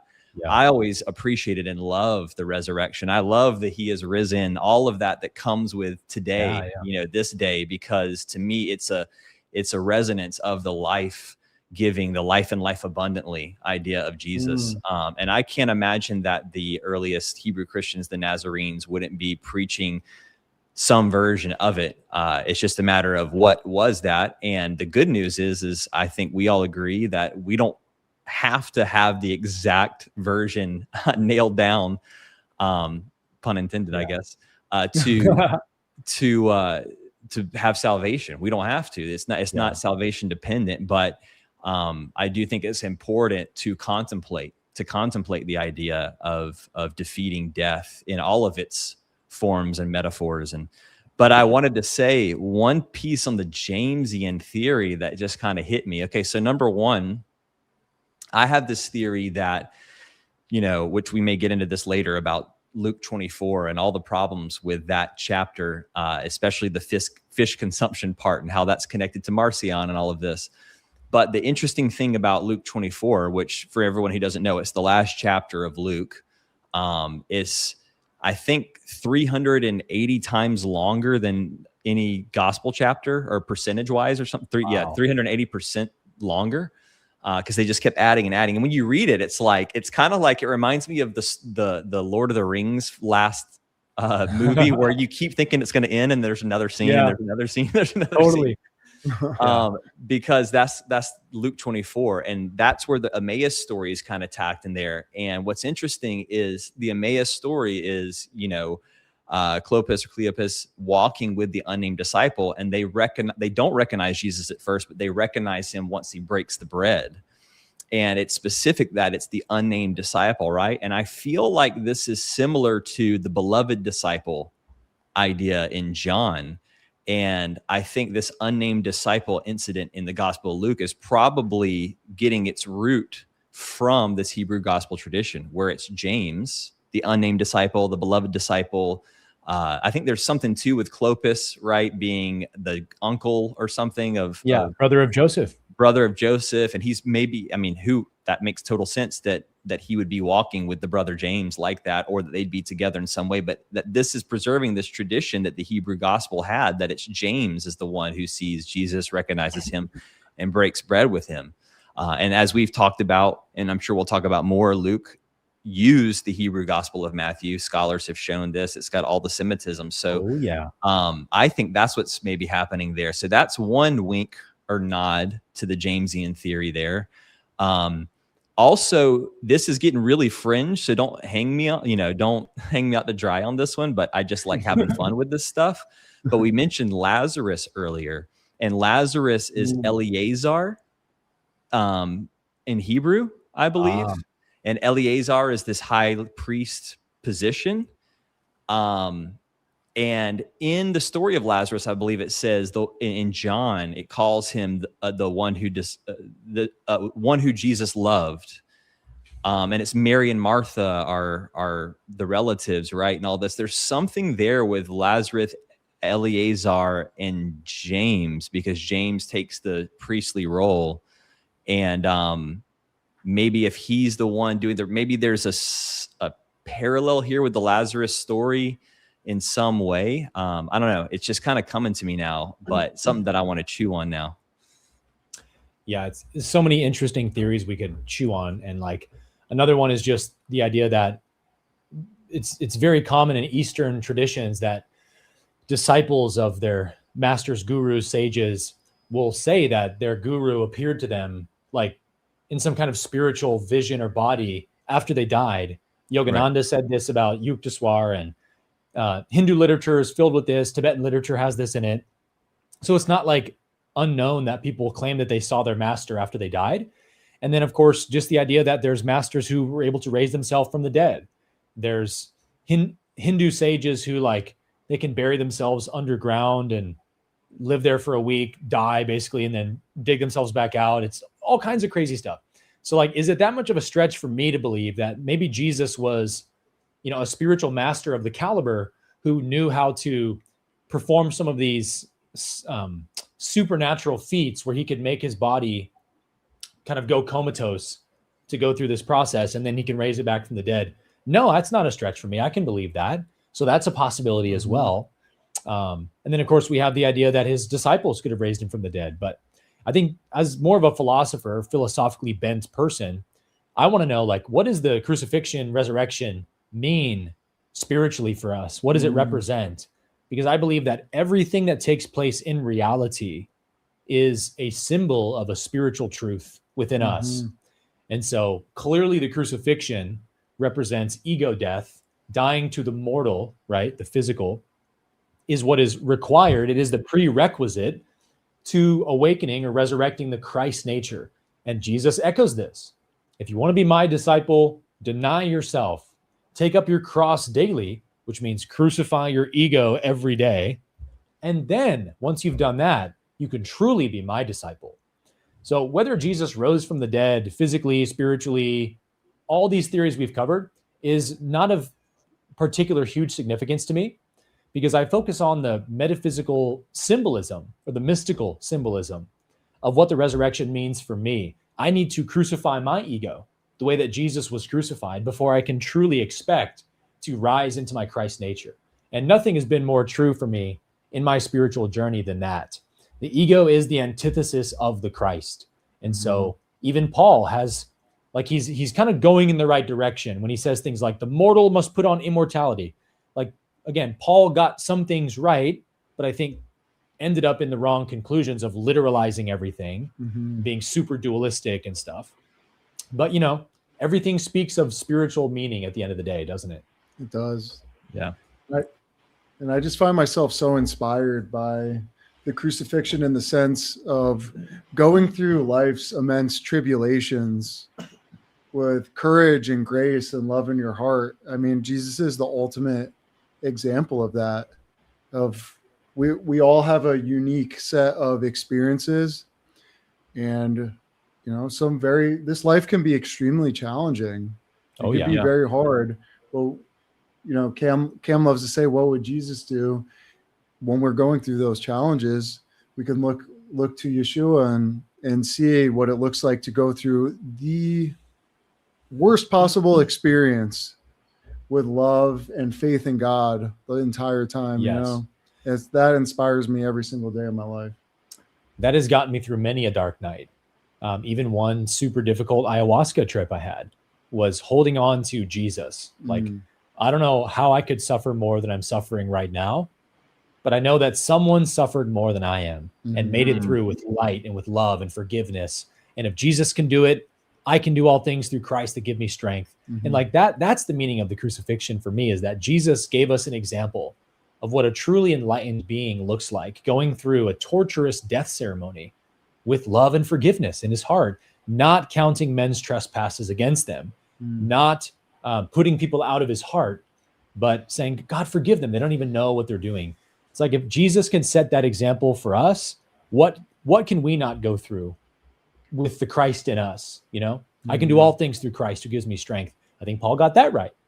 So some credit where credit's due on some of these things. I love that we're going here with this too, because, especially after like the Zeitgeist film and a lot of these conversations about astrotheology and all of this, like everybody will point to the crucifixion and the resurrection as these like astral body calculations happening with, the solstices and this and that, and how that's all infused with the tradition as well.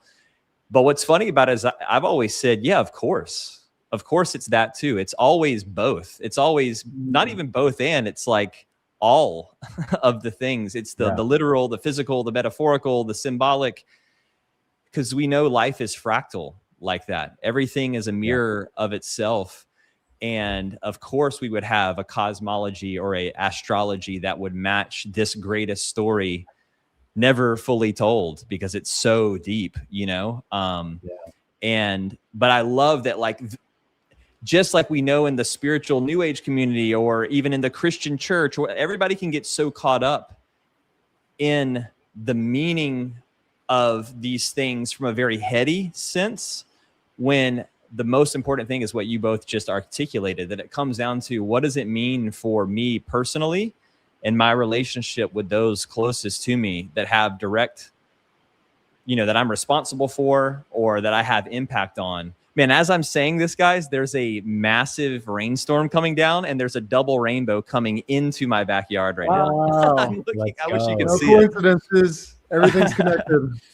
But what I was going to say is, this idea of this self-crucifixion, the self-sacrifice, and the strength to get through it, that greater is no love than a man who would lay his life down for his friends, right? And that is what Yeshua did with his message. And not only his human friends, but like we talk about often and what, my film is about, Christspiracy, laying his life down for creatures and the friends of the animal kingdom that were being brutalized by this temple blood cult system. And out of the whole Jesus story, for me, what I've come to realize now through all of the study that I've been led on by prayer and the Spirit moving and all of that, that the resurrection is amazing. The crucifixion is amazing. But man, I think probably the coolest and craziest and most baffling part of the story of Jesus is the temple cleanse, and the fact that he did that act which led to the crucifixion, and he did it knowing he was going to get punished the way that he did, because that's what the Romans did to insurrectionists that, performed acts of terror like he did on the state and the state's property, right?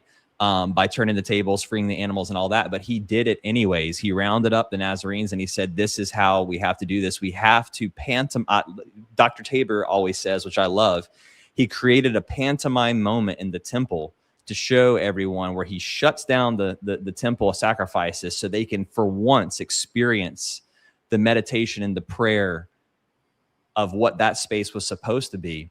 And again, that's the physical story.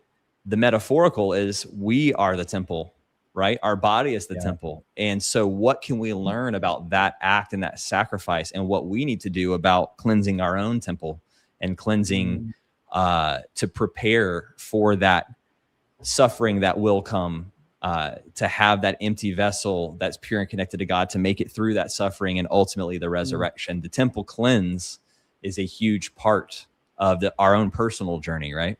Mm-hmm. Yeah, we just did an episode on that, cleansing the three temples. Right. Oh, yes, super good. The body, the mind, the spirit. It's an archetype. The Christ in you comes to cleanse the temple of sacrifice. Sacrifice is the idea that God would actually require you to give up something that's truly good and beneficial for you in order to have something beneficial. And what we showed in that episode was, no, that's antithetical to the nature of God. God being good cannot ask you to give up what is good. That would be God asking you to deny God's own nature or to contradict God's own nature. God asks us to give up what is bad, what is false, what is untrue, what is sinful, what is evil, to have what's good. Stop sinning and you can have righteousness. Forgive your brother and you can be forgiven. This is the teaching of Jesus. There is nowhere in the mouth of Jesus that Jesus is like, if you want to be forgiven by God, chop off your arm or get rid of all your money or something. No, Jesus said to be forgiven, you forgive. That's it. If you are willing to give it, you can't have what you withhold from others. So I think for Jesus to not know that his cleansing of the temple was signing his death warrant, right? I'm going to be executed for this. That would be akin to saying, James, if I jump the White House fence with a large butcher knife and just sprint at the White House, do you think my chances of being killed are high or low? Pretty high. You'd be like, bro, you are definitely going to die. There is no chance you will not be shot. There's people whose entire job is to shoot trespassers. They're waiting for that moment. Yeah, dude. So how much more would Jesus have known with Rome, the indomitable conquerors of the Mediterranean world, who were just ruthlessly brutal towards anybody who opposed them? Jesus knew, hey, I'm giving my life for this cause. And for some reason, like you said, Cam, Jesus believed that this prophetic act of cleansing the temple and pronouncing condemnation on it was worth giving his life for. And that's something that is totally ignored in modern Christianity. 100%. So to wrap up our slides, we're going to look at now the Gnostic view of the resurrection.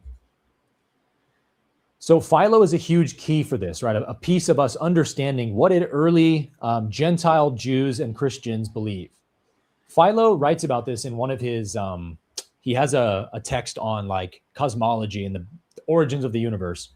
And he believes that the true God conceived a purely spiritual, perfect universe. The physical material world we now inhabit is a degraded, corrupted, inferior copy of the spiritual universe God created. And Philo specifically believed that there was a demiurge responsible for that.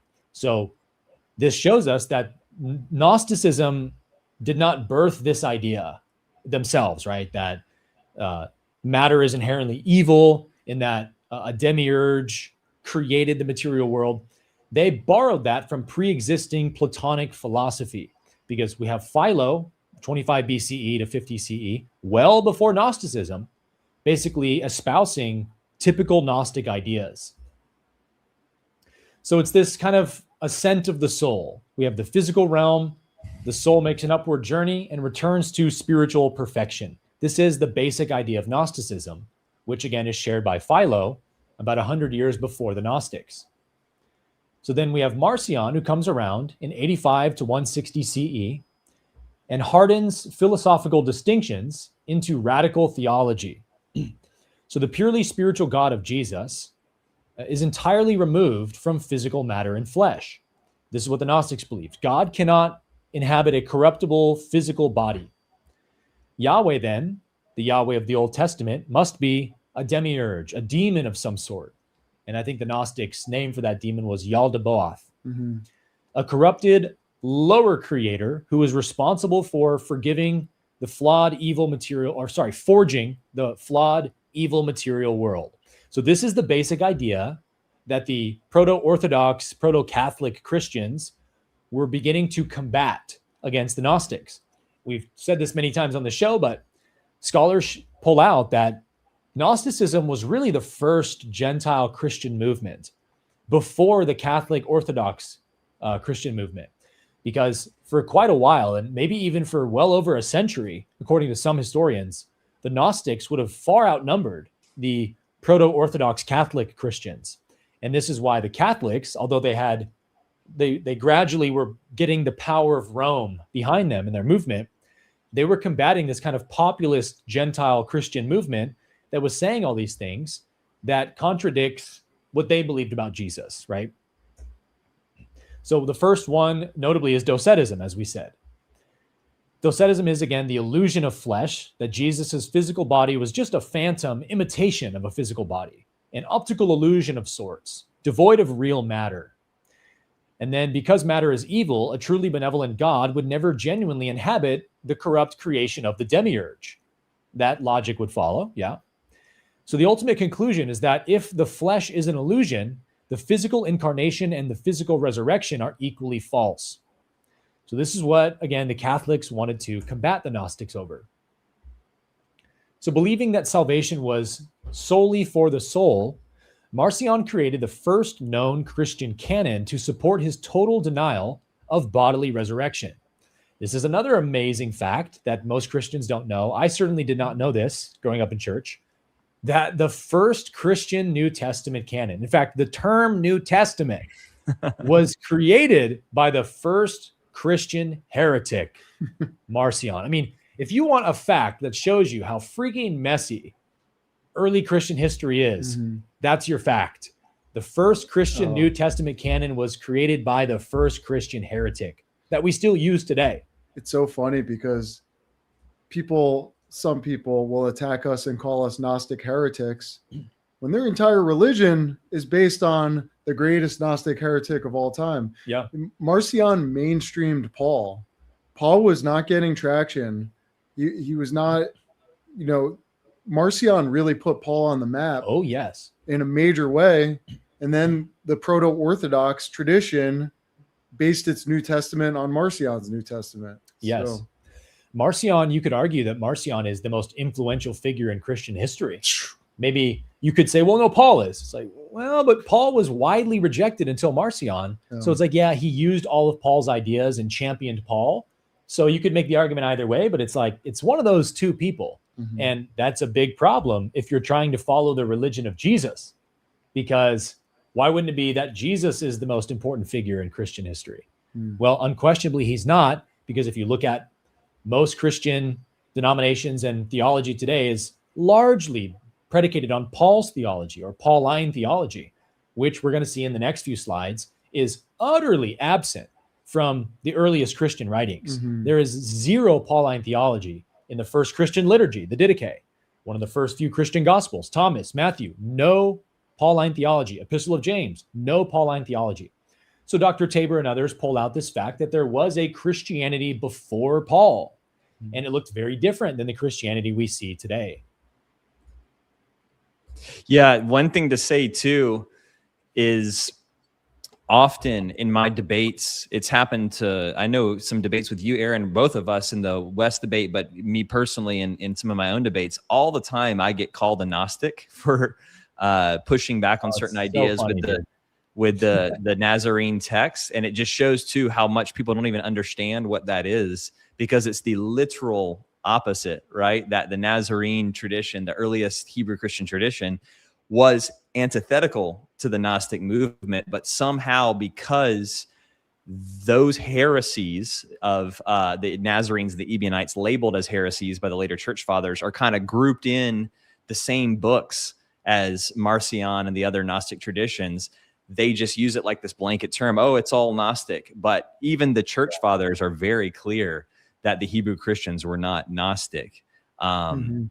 And I find that so ironic, that this term gets used to discredit, still to this day, this tradition that we're trying to revive, which is really a restoration of the Hebrew faith.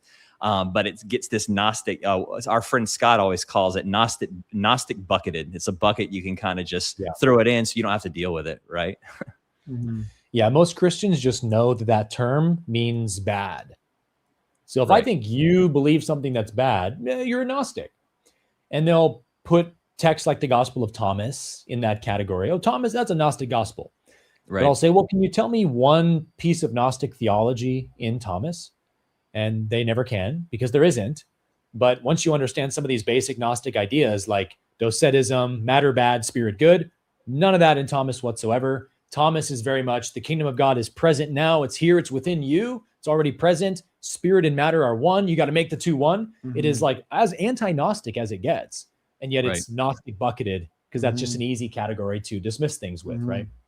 Right. And one way to help people kind of understand it, maybe to make it clear for those who haven't studied this to the extent that we have, it's like you have the earliest Christian or the earliest followers of Jesus, of Yeshua movement, which is the Nazarene Ebionite tradition. And then you have this Pauline and eventually Marcionite movement that emerges very quickly after that. As you said, probably more popular in the Gentile world, though I do think there were a lot of Gentile Nazarenes as well. I think that they were converting Gentiles also. Like the Corinthians. Right, exactly. But these are the two competing traditions. It's the Nazarenes and the Gnostics. And they're actually, I think Marcion in a way is kind of writing polemics against the Nazarene movement because he doesn't really like that they're somehow a continuation of the Hebrew faith, because I don't think he truly even understands, he wants to reject the whole law and the Hebrew God and all that because he sees all this corruption. But I don't know that he fully realized that they kind of saw that too, just not in the framework that he did, that it's just this total evil God. No, they understood that the scriptures had been corrupted, that there was an original faith that was true, but he just wanted to throw the whole baby out with the bathwater and create the cosmic, the cosmic Christ figure. And they're battling each other, and Marcion's like writing polemics against them. And then eventually the Proto-Orthodox Church comes and it's writing polemics against both churches, right? And trying to harmonize this whole idea and create a faith that the empire can, stand on. Yeah. And it's so important to remember that after the sacking of the Second Temple and pretty much the destruction of Jerusalem, that the Hebrew Christian Nazarene movement really got scattered. And they had a more centralized control in Jerusalem in the Church of James the Just. Now, when the temple was destroyed and many of the Hebrew Christians fled to Pella, kind of, chaos in the Christian movement occurred and a vacuum formed. And this allowed the Marcionite movement to really start gaining more and more power as there wasn't this strong centralized movement to counteract them. Yeah, scholars demonstrate that the Jewish Christians, according to Eusebius, they all fled to Pella over in the Transjordan. 3 or 4 years before the destruction of the temple, Eusebius, who's quoting Hegesippus the Nazarene, says that they were warned by Jesus in a dream to flee out of Jerusalem because of the coming destruction. And so clearly what we know about the Nazarenes, and you're better at this than I am, Cam, but we know that they were trying to stay out of the jurisdiction of Rome because after would have been like the third Jewish war they had seen in their lifetime, but the third one was by far the worst one. Rome basically had an indictment against the Jewish people that were like, we're done with you guys. You're not allowed to carry out your religious practices here anymore. And so the Jewish Christians were lumped in with the Orthodox Jews, even though the Nazarenes did not participate in the war against Rome. They fled to the Nazarene territory of Kol, Syria, and Pella. And they were pacifists. They were strict pacifists in the Essene fashion. And as you show a lot, Cam, with the geography, like we have multiple records that there was a Nazarene encampment or movement existing in the Kol, Syria region before 70 AD. And that's actually where the disciples fled to, Basically, they went to where their people were out of the jurisdiction of Rome. Yeah. Not even just before 70, but before Jesus. You know, we have Epiphanius admitting that the Nazarenes in Panarion against his anti-heretical book, chapter 18, we talk about it all the time on this podcast. They're the sect of the Jewish faith section of the book. He delineates or separates them from the Pharisees, the Sadducees, the Herodians. He says the only difference is they would not offer sacrifice or eat flesh. We know this is the Nazarenes of the later Jesus movement, but he specifies in kind of a polemical way that they did not know Christ. They were before Christ, meaning, that they didn't know the proto-Orthodox church version of Christ, right? But we know that the Nazarenes did accept Jesus, Yeshua, as the Messiah.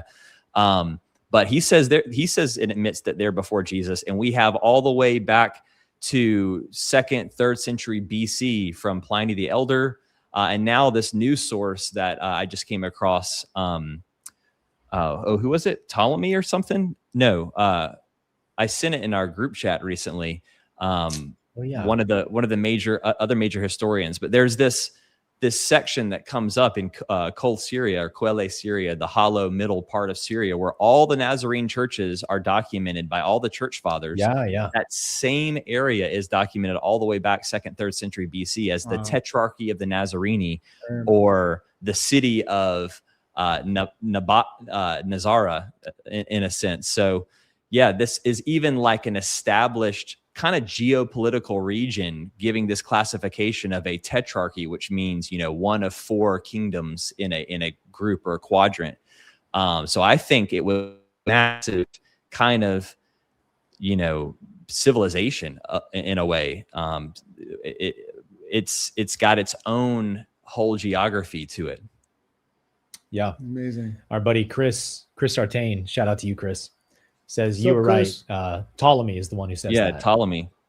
I was thinking I'm of sure Julius Africanus for some reason. I bet you, because Chris was really interested in that when I dropped it in the chat. I bet you he's going to do some wizardry and figure out, because there's some interesting things going on with the spellings. He's going to crack the code and figure out how that reference lines up with the theory of the geography for sure. Yeah, drop some Chris. gems in the chat for us, Chris. Chris is a master at this very topic. Yeah, it's in his wheelhouse for sure. All right, let's keep rocking.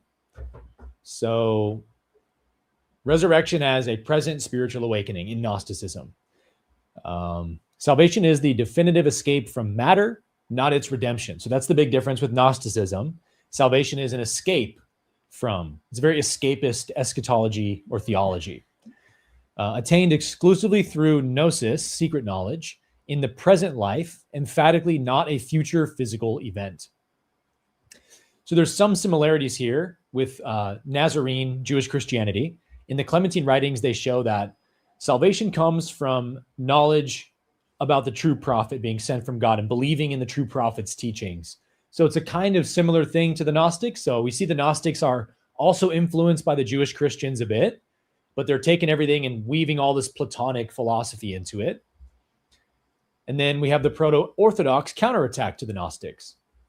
The gospel resurrection narratives evolved progressively as direct escalating polemics against the growing docetic threat, which we looked at already. So again, this is difficult to square. If these datings are correct, how do you have these gospels clearly combating ideas that did not exist until the early 2nd century at the earliest? I think the stylometry data that, and Cam, is it all 4 gospels are 2nd century according to stylometry? The ones that we have, yeah. The earliest copies that we have, yes. I mean, I think there's this idea even from the Marcus Vincents of the world and others that there are core texts that maybe go back but have very, little resemblance to what we have now.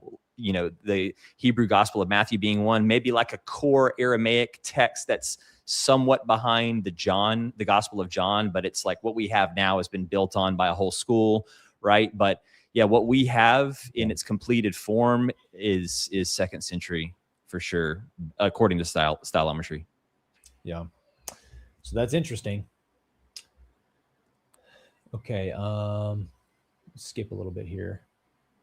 I think we talked about most of this. You know, one Okay. thing as you're skimming through, we don't have to get into it now, but I can share the one little note on Marcion and Luke 24 and the whole fish episode and how that plays into this whole idea with the kind of battle between Marcion and the Nazarenes.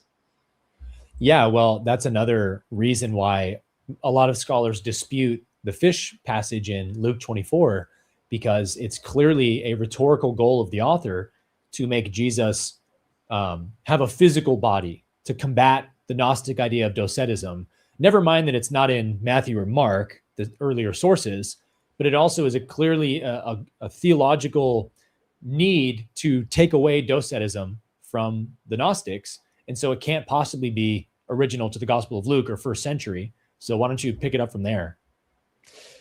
Yeah, well, the interesting thing about it is when you look into the history of Marcion and the Marcionites, they had a kind of anti-sacrificial, anti-flesh consumption position as well. Yeah, it's true. And what I think was happening there is I think Marcion is a kind of student of some of the early Nazarene schools. And the reason why some scholars come to this conclusion is not only because of their, anti-sacrifice and flesh consumption position, but through some of the writings like Lucian of Samosata writes about the passing of Peregrinus, which is a kind of fictitious narrative story about this disciple of this movement, kind of Christian movement, who gets really involved with it, but then he kind of defects and goes on and martyrs himself and creates his own movement. He's a little bit of a con man. It's a whole kind of satirical, ironic story that was written by this guy. And a lot of scholars point to the connections of that story to Ignatius of Antioch, to the stories of Luke, to the stories of even Paul, and even to the stories of Marcion himself. And the passing of Peregrinus, he's studying with these groups who are anti-sacrifice, but then he gets kind of lost from the movement because he eats the quote unquote forbidden food. And he's kind of mad about it, he kind of wants to be the free-spirited person, kind of in the same spirit of Paul, right? In his whatever is in the marketplace without raising any question of conscience. You get that in this story. Well, Marcion, interestingly, though he was anti-sacrifice and all of that and flesh consumption, he was a pescatarian and kind of preached that to his movement that you could eat fish. And so for the longest time, I had this kind of fringe, even for me, theory that maybe Marcion was the one who concocted this fish resurrection story in some capacity, because he's the one that's maybe introducing this kind of flexible option for those who he wants to bring into the movement and into his faith. And funny enough, there's a writing from this church father. I actually had it pulled up while you were doing that. His name is Esnik. He's a 4th or 5th century church father, but he has a refutation of heresies book himself. And in it, he writes, he says, and he's speaking of Marcion here, and Mani, actually, who built on some of those same principles. He says, to those who say you should only eat fish because Jesus ate only fish after the resurrection, tell them to wait till they are resurrected, for that is when Jesus ate fish. And he goes on to talk about how fish are also cannibalistic and they're like pigs, and he gives all these other contexts. But right here, this church father saying or giving you the indication that Marcion taught his followers that it was okay to eat fish or to eat fish because somehow in Jesus's resurrected body, he was able to do that. Now, I know our discussion here is Marcion is this kind of spiritual body. It's not the, feel the holes and all that, but maybe there's some idea with this story that's in Luke 21 that gives this idea that there's this physical resurrected Jesus who's somehow still interacting with these fishermen. And again, too, I think a lot of that comes down to these, the boat being, Marcion was a ship owner. He was like a trust fund kid who was running around, learning from all these Nazarenes, learning from the Greeks, learning from everyone. He was just creating his like super religion, kind of cult figure. And because he was a ship owner and traveling all around, I'm sure he had to subsist on a lot of fish during that time. So that's probably why he's like, oh, I'm going to anyways, that's just one of my theories. But I think, and the economic incentive, if you're a ship owner, how many of his clients are fishermen and whatnot?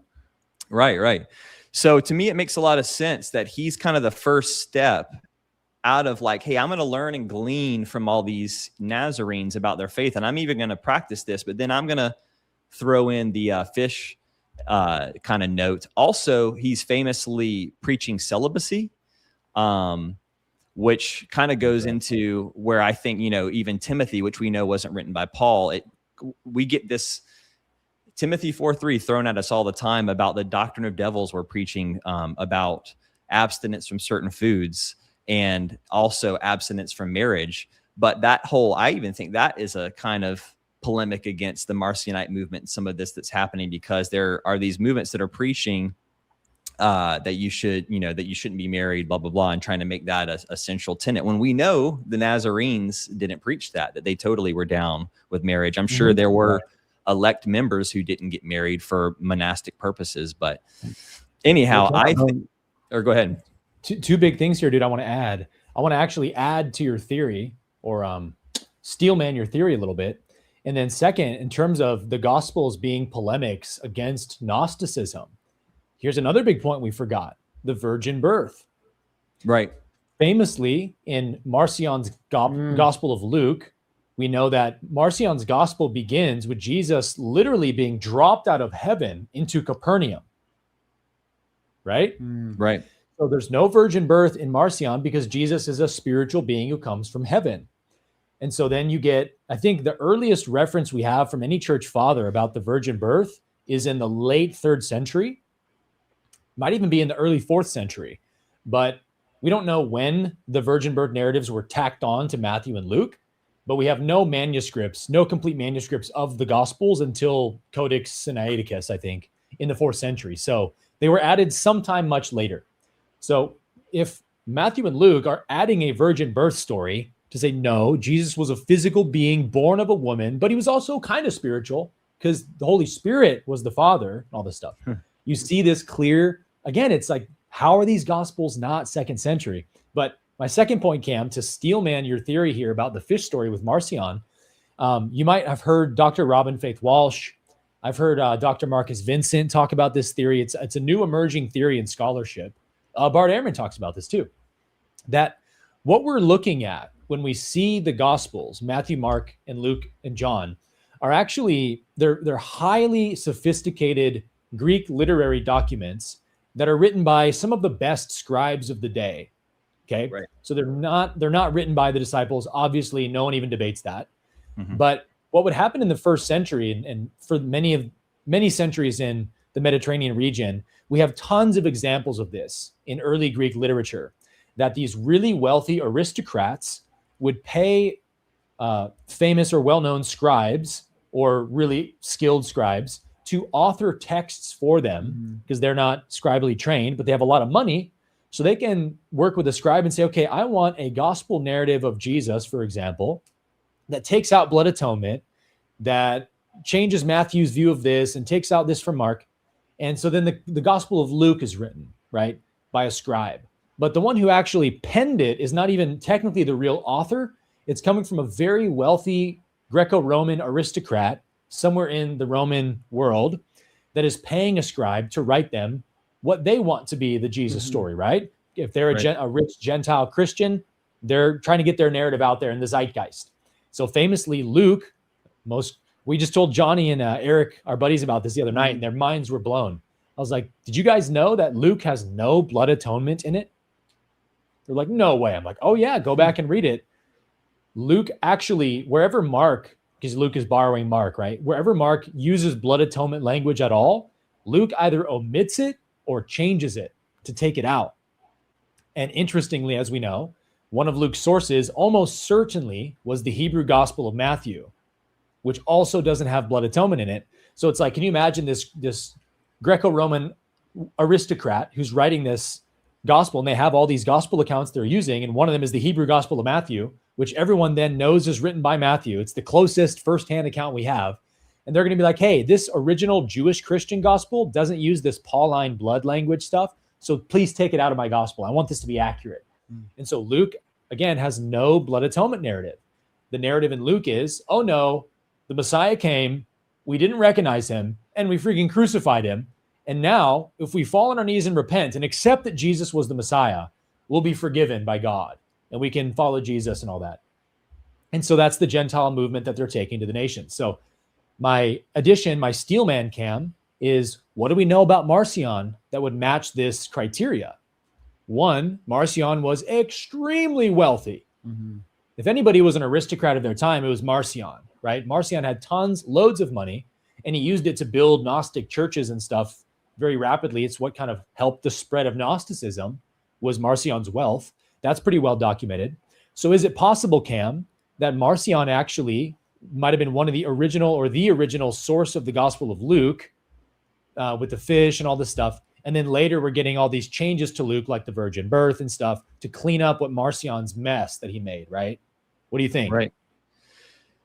Totally. So the way that I see it is, we talked about Dr. James R. Edwards on this podcast a few times, who's really gone and proven without a shadow of a doubt that Semitic source theory of Luke with the Hebrew Gospel of Matthew. And so I think this saying source of Matthew, this first Hebrew document, the original Nazarene gospel, if you will, predates everything, right? But then you've got this Marcion character who's taking Paul's writings and this Pauline stream of thought, which is, splitting or parting ways from the Nazarene movement. And he takes it to the next level, really builds on it, because he can feel or knows the kind of way he can capitalize on it, being a businessman and wanting to create this new faith, maybe a little bit of a cult mentality or cult leader mentality to what he's doing. But he's creating, and like you said, he's got the money to pen it and write it. And for the longest time, scholars thought that because the church fathers wrote, Marcion had redacted Luke, or Marcion had edited Luke and taken certain scriptures out that he didn't like or whatever. But now you've got, that's what they would have to say. Right. That's what they would have to say. But you've got the Marcus Vincents of the world and this emerging arm of scholarship that's, again, more and more coming into this camp that no, it's not an edited Luke. It's actually a proto-Luke, Marcion's gospel. There are some problems. Edited. Right. And there's all kinds of reasons and ways. I would recommend, if this is something that you're interested in, check out David Litva's channel. He's got tons of material on this. He's been crushing it on this particular topic. There are some problems still, because there are some writings in the preservations of Marcion's gospel that do lend towards a editing approach. But what I think is, if there is any editing happening, it's Marcion editing the Hebrew gospel material, taking stuff out of that he doesn't like, and creating his proto-Luke, and then Luke cleans it all up, which Luke admits in our gospel. Hey, I'm creating for you an orderly account of all these different takes, right? So interestingly, this is, you guys have heard me say this before. Again, this is me putting on my tinfoil hat here a little bit, because I can't necessarily prove this, but I find it really intriguing. These guys who wrote the book Christ Before Jesus, who are super into the stylometry, they've pulled together a theory, along with some others who hold the same, that Mark, the Gospel of Mark, in a way, is close to this proto Marcion gospel. You mentioned before that Marcion created the term New Testament. He also produced the Evangelio, the gospel. He literally called it the gospel, which was his gospel account, and then Paul's, few letters that he included into this quote unquote New Testament. And our Gospel of Mark is very similar to, as well, his Evangelio, because like you said, there's no virgin birth. Jesus just kind of descends into Capernaum in Marcion's gospel. It's the same thing in Gospel of Mark. He just kind of shows up and appears on the scene. The baptism happens really. Right. So interestingly, Marcion means little Mark, in the Greek version, and Mark itself means big Mark. So some have even posited that it's kind of a polemic, even the name, like, this is the Mark, forget that little Mark. This is the big Mark. This is the big boy. And so they write that version of the story to kind of clean up Marcion. And then along comes Luke to really take it to the next level using the same source. And again, the tinfoil hat, but I love this kind of approach or theory. There is Lucian of Samosata, who I mentioned earlier, who wrote The Passing of Peregrinus, which really reads like a story about Marcion mixed with Ignatius of Antioch and the creation of this church. And Lucian means little Luke. And we know that the Marcionites, the next sect that came out of the Marcionites that followed their same principles and developed them, were the Lucian Gnostic sect, because Luke, or a Lucian, was protege of Marcion. And we've always heard growing up that Luke is a partner to Paul. Paul also means little, less, kind of like Marcion, funny.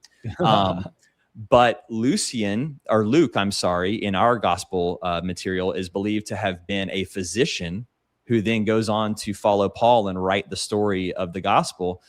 Well, Lucian of Samosata, before becoming a satirical writer, was a physician, a really famous physician. So there's it's the tinfoil hat. It may be a stretch, but I think I just love contemplating this stuff because I really love to kind of start to put the pieces together, how we got these texts and what we've maybe missed. But what we can solidly put our feet on, it's the firm foundation, is this Hebrew Matthew tradition. All the church fathers attest to it. We know it's the early one. And here's the last piece I'll say. I know I'm saying a lot, but this one's really cool. So we know Marcion wants to paint Yahweh as the demiurge, right? The evil God or whatever, and wants to completely abolish and abandon the Old Testament tradition or the Hebrew Bible tradition. So he famously says in one of his quotes preserved that Jesus said, "I came to abolish the law completely, and that's it," right?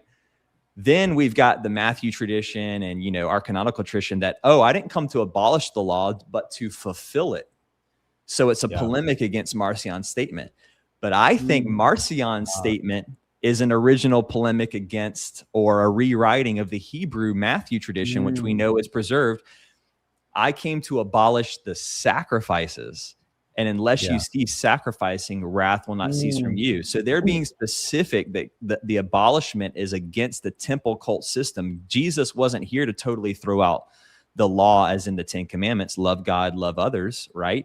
He was here to abolish that which is not of God, which is the animal sacrificial ritual. And he's very clear about it in that Hebrew gospel. But I think that's how we see it. We see that's the original statement. Then it gets twisted by Marcion to completely throwing out the whole Old Testament. And then the Gospels have to come and clean that up and say, oh, no, he fulfilled it, including the blood sacrifice. Right. Well, and because Marcion's using Paul, who says Jesus abolished the law in his flesh or whatever. Right. And Jesus saying, I've come to abolish sacrifices, was because sacrifices was not God's law. Right. And that's why he wanted to abolish it, because God never commanded this. And that's the only reason Jesus would have had to say, hey, just so you guys know, I'm not here to abolish the law. Well, he was clearly getting critiqued by people who thought he was here to abolish the law. Otherwise, he never would have had to defend himself on that point. And so why would they have thought that? Well, he was trying to abolish something that they thought was law, animal sacrifice. It's in Leviticus. Come on, it's in Exodus. But Jesus came to tell us how to separate wheat from the tares, right? Even that famous parable, dude, where Jesus says, an enemy has come to sow tares among the wheat. And he says, don't go tear them up yet. Wait till they're both fully grown, and then you can decipher the difference, right? It's like a dead ringer that Jesus was saying an enemy has sown false passages in the scriptures, right? But it's too early to take them out. It's going to take time for people to realize that these were not the original passages from Moses, right? Yeah.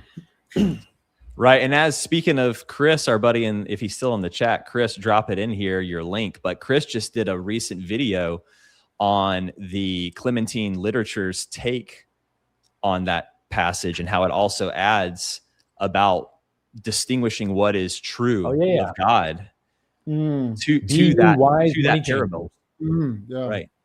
Yeah, there's a saying in the gospel, the Clementines, where Jesus is quoted by Peter as saying, as the Lord said, be ye wise money changers.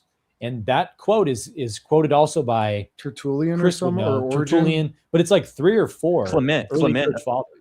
Clement, Clement of Alexandria. And that clearly shows that passage was in, I think it's Mark, right? The Mark of Clement of Alexandria's day, and it's in the Clementine. So there's multiple attestations, which in scholarship is a huge dead ringer for authenticity. And what this passage clearly means is a money changer's job was to decipher from true or false coins, because in the first century, there was a lot of fake coins as people were poor and trying to get by. They would forge fake money. So a money changer was there to take the payments and be able to identify what's a real from a fake coin.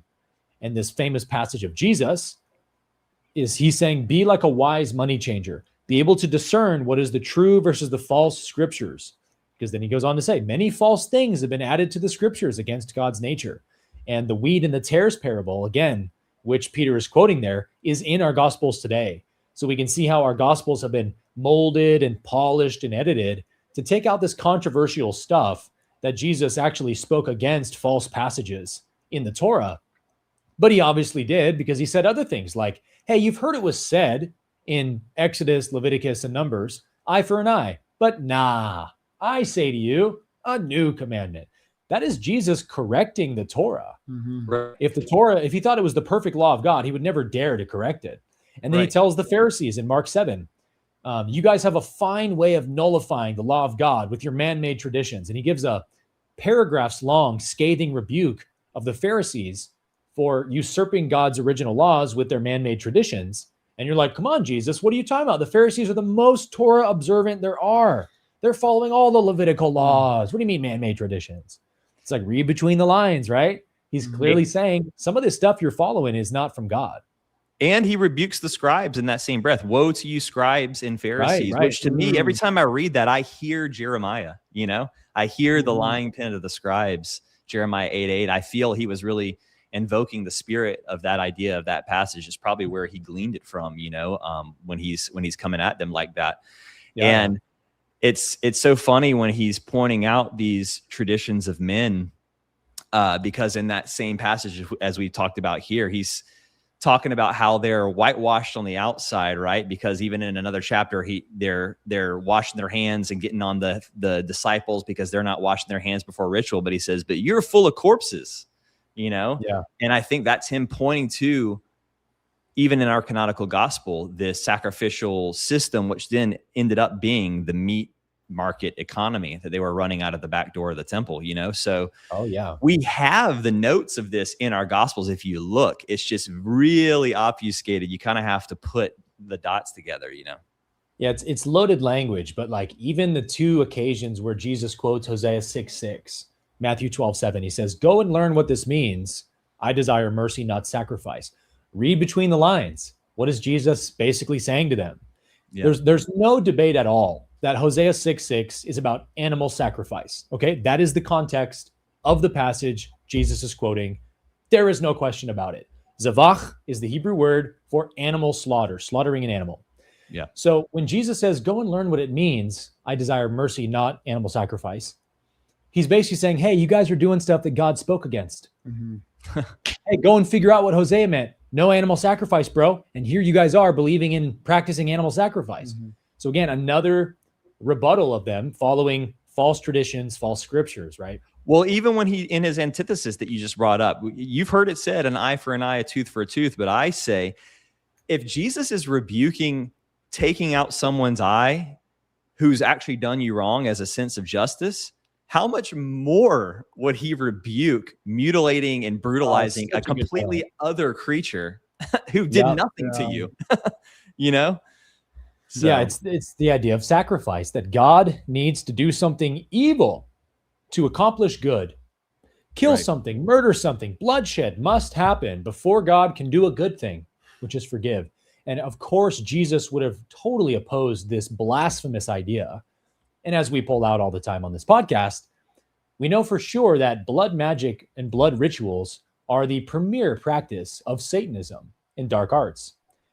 All dark arts, dark magic revolves around blood, shedding of blood, sacrificing an innocent being, right? And mainstream Christianity, thanks to Paul's teachings, became this religion of, hey, you know what? This is the universe in which we live. The omnipotent, infinite God of the universe can't actually forgive his own children. Like the way you and I can easily forgive our children of their trespasses. Oh, I love you. I'll forgive that. No. God somehow can't do that. God has to slay the innocent to absolve the guilty. That's just the way it is. Paul said so. And so now we have to follow this ridiculous rule set, which again, show me where Jesus said that. Anyone add? Well, I was just going to say all satanic religion is service to self.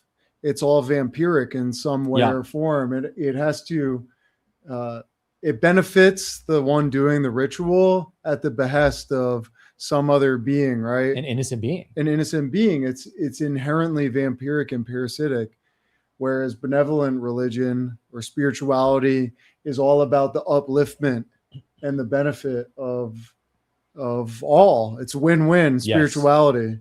Yes. We all win together. Yep. The way of life is always win-win. The way of death is always win-lose. Which ends up being lose-lose. Yeah, exactly. Okay, let's wrap up these slides, y'all. Got a few more to go, and then we'll call it good for the day. So this is going to blow a lot of people's minds as well. Blew my mind when I started studying this. But let's look at the stunning silence of the first Jewish Christians. So this is the historical core, right? The resurrection is the absolute center of early faith in the mainstream view. Foundational documents show a completely functional faith without the crucifixion. Foundational documents like the Didache and so forth, we're going to look at. A surprising number of the earliest Christian texts make little or no mention of Jesus' resurrection as a salvific event. These are not marginal anomalies, but represent some of the oldest recoverable layers of the Jesus tradition.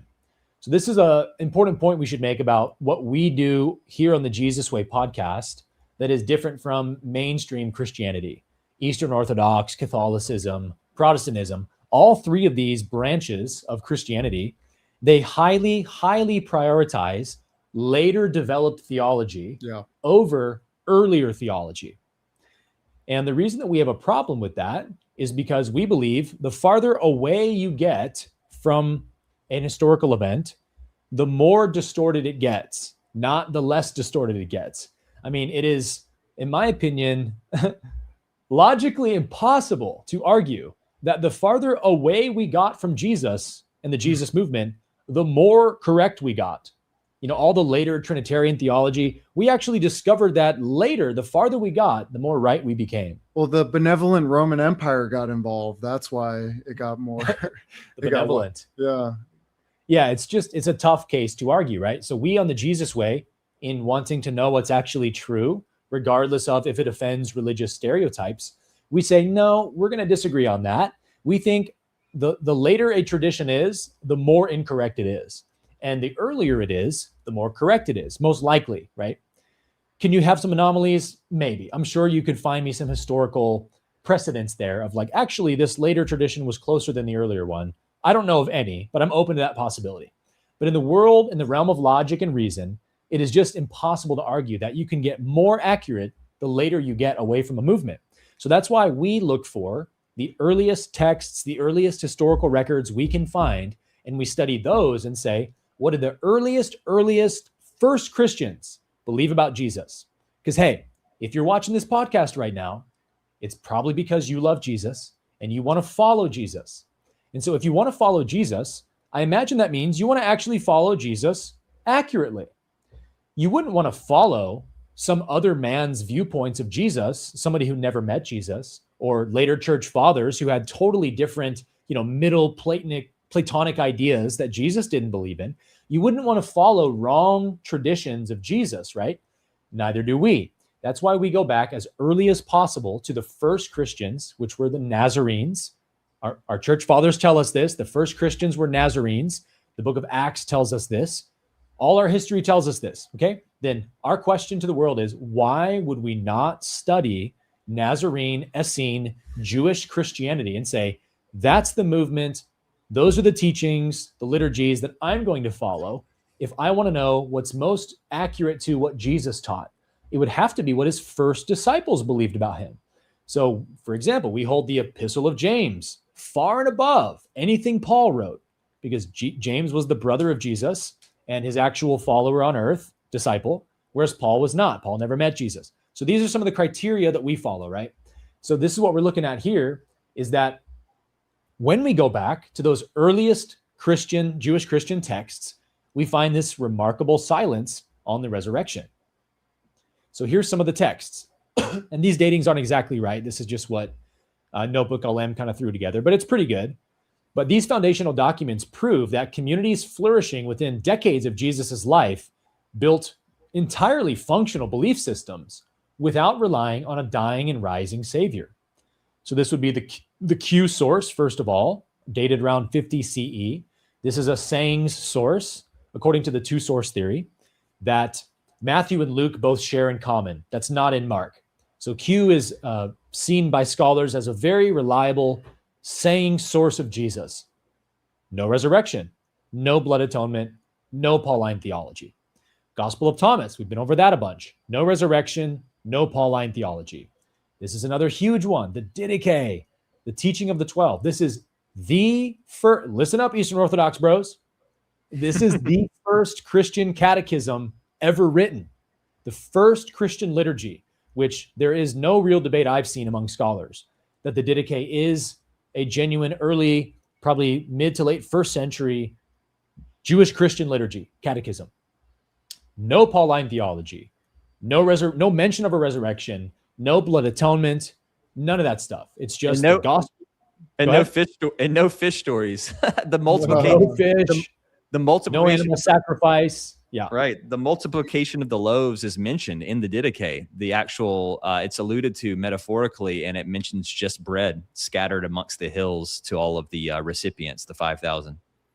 Right. Well, it's also like, it's kind of a lifestyle guide. And it's so interesting because the Gospel of Thomas, the Didache, and the Epistle of James is all wisdom teachings. It's all teachings about how to live your life, which is what Jesus was showing us. He was showing us the way to live. Right. And, you know, the later development of the religion came all about what to believe theologically instead of how to live as the priority. Right. So this is problematic if you're a blood atonement theologian who believes that Jesus came just to be butchered by God so you can have your sins forgiven.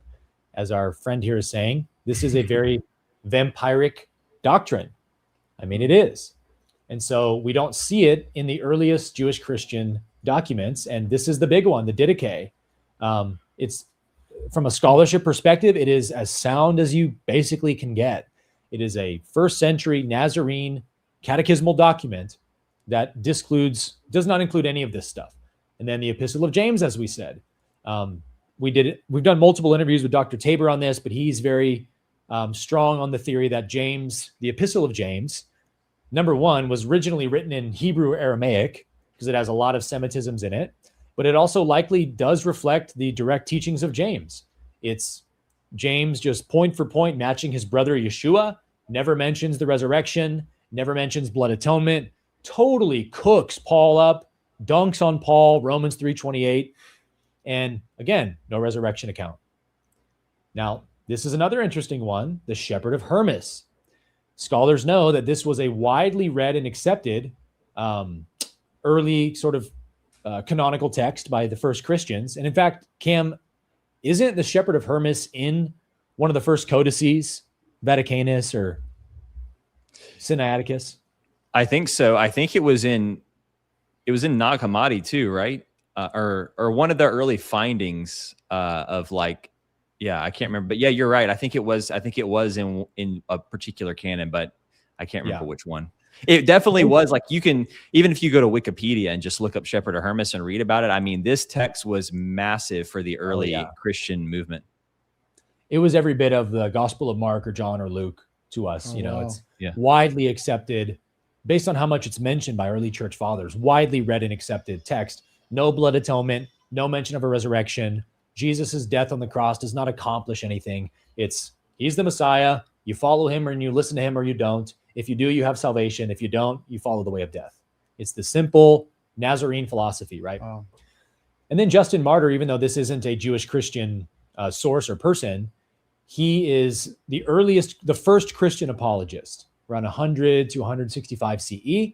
he doesn't even seem to know Paul. This is one of the big red flags, right? Of like, how come nobody before Marcion seems to know or have any interest in Paul? Maybe he knows of Paul, but he doesn't mention him, let alone any of his theology, blood atonement, the resurrection, the coming apocalyptic resurrection of Paul. None of it. It's very much kind of the Jewish Christian view of things. So these are big exclamation points, to look at. Like, why do none of these earliest Christian texts focus on the resurrection? Does it mean they believed it didn't happen? No, doesn't necessarily mean that. I mean, it might mean that.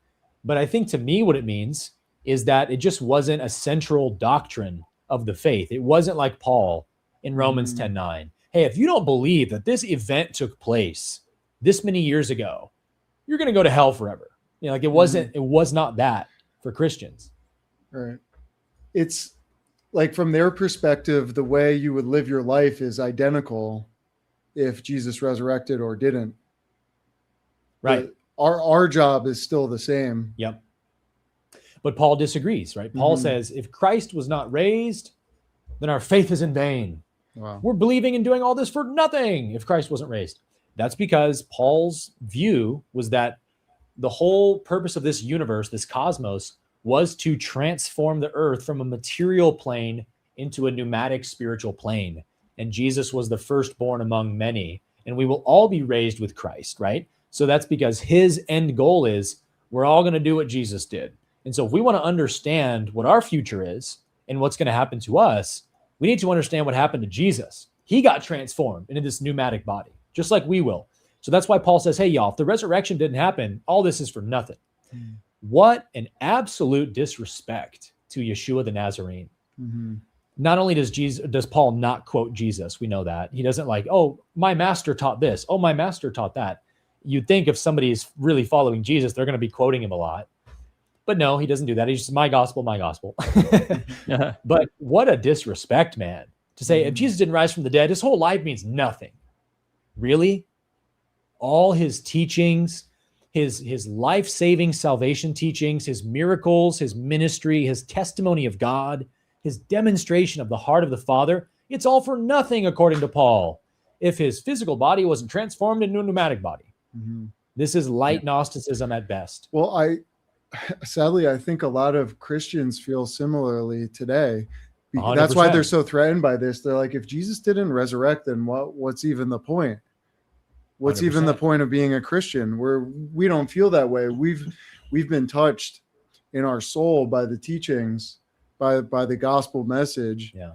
And that's why we do what we do. We believe that this is the recipe to bring the kingdom of heaven to earth and to live more compassionate lives, to audit ourselves, to repent, and to live in harmony with God's will. But for many Christians, unfortunately, that's not the case. It's like almost, I don't want to offend anyone, but it's almost like God made the power move with the resurrection. So, you get in line with that. You accept that doctrine because it's been shown to be the way. We're just unwilling to believe in things that Jesus didn't teach directly. And if that's our great heresy, crucify me for it. I'm fine with that. I'm willing to hang my hat on Jesus over anyone else. Yeah. Well, on that note, I just would love to say, you were talking about Paul not quoting Jesus, and he could have quoted, a saying of Jesus to support his theory, but he doesn't. That's one of the greatest proofs on the whole meat sacrifice to idols and flesh consumption issue that Paul's so contentious about, right? Those who are weak eat only vegetables and don't raise any questions of conscience about eating meat in the marketplace, in the shambles, the slaughterhouse, essentially. All Paul had to do for an ultimate mic drop dunk was say, Lord Jesus said we could do it. Lord, actually, here's a story about him doing it. Like, Jesus ate fish. Yeah, that was all he had to do, and he never says it. And that's pretty telling. I mean, if you had to fight or wrestle with an argument like this, as much as he did in his letters, don't you think that if he had that material, he would have deployed it? I think he would have. Think he would have. So I think that's a huge one. And it all goes together with this kind of Gnostic idea, this disembodied evacuation to someplace else, somewhere else, God, bearded man in the sky, God idea that we've gotten over time, the kind of depiction that most atheists think about when they're, talking about God. I think that's all a product of this idea when you just think that none of this matters. Like he said, don't get married, don't eat, doesn't matter what you eat, doesn't matter this, it's all passing away. We're getting the heck out of here. When Jesus is saying the exact opposite, it is our vital role as stewards, as true dominion. He's restoring that Edenic ideal. Our greatest telos, our greatest purpose is to engage here and now and manifest the kingdom of heaven. It's a mustard seed waiting for us to water it. And until we do that, we're going to keep manifesting this hellish, what's the word he used again? Paul? For the valley of Kidron. Gehenna. Gehenna. Yeah. We're creating this Gehenna unless we're stepping in and honoring the true Edenic ideal in our lives in every way. And I think that we lose that so much with this disembodied evacuation theology, It taints everything that Jesus taught. I mean, even when Jesus used Gehenna as the warning of like, better to cut your hand off and enter the kingdom of heaven than to have both hands be thrown into Gehenna. He's typifying the way of death, right? Gehenna, the valley of Hinnom, was where the people who were the worst off ended up. If you were a leper, that was pretty much one of the only places you were allowed to hang out, was the valley of Hinnom. If you were a criminal or a thief who got caught in Jewish law, your body would be burned and destroyed in Gehenna rather than given a proper burial for the resurrection at the last day. So it was a very awful fate for a Jew to meet, to have their body burned in the valley of Hinnom. So Jesus is saying, hey guys, if you don't want to end up where the other people end up who follow the way of death, choose the way of life, choose righteousness. And all of that gets lost when it becomes about this escapist theology of, we got to get the hell out of here before the apocalypse. We're waiting for Jesus to come back on the clouds. And he's like, guys, I literally told you over and over again to bring the kingdom of heaven to earth, not to wait for it to come later. Like, y'all are following Paul, not me, dude. Well, even more than that, in a lot of the Christian eschatology or the Christian Zionist eschatology, where they're like actively trying to bring about the end times, Right. Yeah. through not the best means, not through helping the poor and good works, but through and dude, they're literally trying to bring about the apocalypse by reestablishing the temple and animal sacrifice. animal sacrifices. Yeah. Think about that. The apocalypse comes after animal sacrifice is brought back. Is that tree from a good fruit or a bad fruit? What do you think? I couldn't concoct something more literally anti-Christ. Yeah. If Christ is anti-temple blood ritual sacrifices we see with the Nazarene material, then the most anti-Christ thing you could do is start that baby back up. I mean, 100%. And that will bring back the Christ if and when that happens. So they say. All right, so just going to look at these texts really quick before we close. So this is what's crazy about the Didache, right? The teaching of the 12. This is again, the first Nazarene Christian liturgy or catechism written in the first century that presents itself as being written by the disciples. Okay, so that's striking to consider. Likely the earliest surviving church manual, 50 to 120 CE, this text outlines a Eucharist that has absolutely no connection to the body and blood of Christ. It affirms strict Torah observance, and that is, of course, the 10 Commandments, not the all the liturgical laws of Leviticus and stuff. It features a lower Christology that calls Jesus God's servant rather than Lord, and makes zero mention of his death or resurrection. So to the first Christians, whether they believed in his resurrection or not, and I tend to think they probably did, it clearly wasn't important for salvation to them, because they're giving you what's important to salvation in the Didache: repentance, baptism, keeping the commandments, following the teachings of Jesus to love God, love neighbor. And they never mention the resurrection. So that's interesting, right? And then the Eucharist, as we pulled out, the Eucharist in the Didache, I encourage everybody to read the Didache if you are a follower of this podcast. because you're gonna see some striking things. And the most striking thing, I think, for me, is that the Eucharist, as you pointed out earlier, Cam, is not about the body of Christ broken for you, the stuff Paul admits he invented.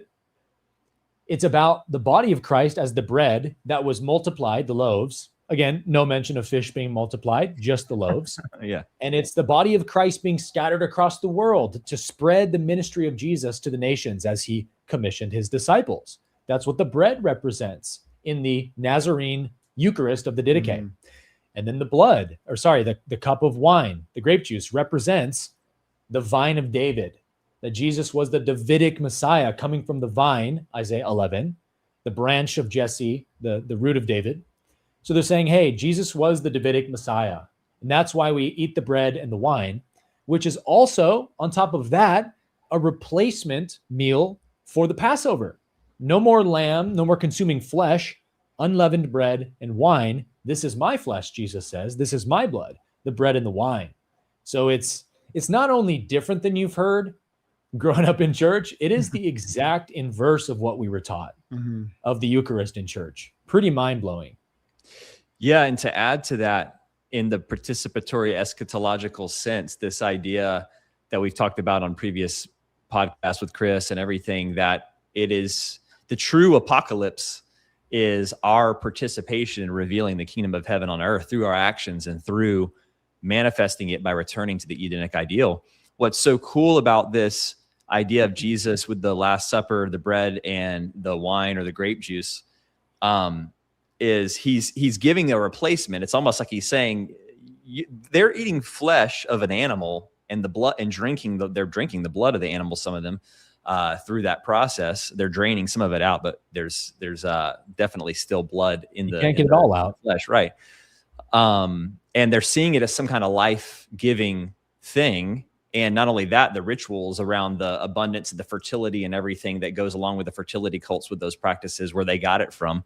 But he's saying, this is my flesh, not that flesh, not the lamb flesh, but this bread is the true flesh, that was given to us in the Edenic ideal. And this grape juice, which represents fruits, it's the true living water, the true essence and restoration from you've got the fruits and the grains, the two, ultimate cultivated foods that created the pillars that created civilization and everything. Well, I've brought this up before. I was skimming through Irenaeus Against Heresies, and in book 5, chapter 33, Irenaeus records a lost saying of Jesus from John the apostle. And it's Jesus describing what the kingdom of heaven is like. And the way he literally describes it is he describes it with an abundance of grain and an abundance of grapes. He says, from every vine, there will be 10,000 branches, and from every branch, there'll be 10,000 clusters, and in every cluster, there'll be 10,000 grapes. And then the grapes are going to be, it says the grapes will be screaming, pick me bless me by picking and consuming me, It's this idea of us having turned to the Edenic ideal, even with the foods we eat, that it will manifest an abundance of us planting and cultivating, because seeds just grow more and more and more and more. And eventually it says that's how that predatory animals on earth will return to non-predation, like Isaiah 11 says, the wolf shall lay with the lamb, the lion will eat straw like the ox. It's because we as humans choose that for ourselves, and it creates so much abundance that then the animals even turn to that. So I think there's something so powerful even in the bread and the wine that he's saying. If that's a true lost saying of Jesus, he's like, hey, let's turn to this, because through cultivating these good things in our lives, rather than these bloody, gory way of death things, will restore the way of life on earth. Yeah, man. Yeah, so well said, bro. And speaking of the Last Supper, I can actually smell the dinner cooking that my wife's making. So we're gonna have to wrap up here soon, but let's just finish these slides here. So that's the Didache, and we're gonna look at one or two more. Epistle of James, written between 50 and 90 CE by Jesus' own brother. Again, there's tons of evidence for this claim we're making that James is actually authentic to James. But that's for another podcast. This text is completely devoid of Pauline theology. The stunning silence of Jesus' own brother on the resurrection as a salvific event is profound.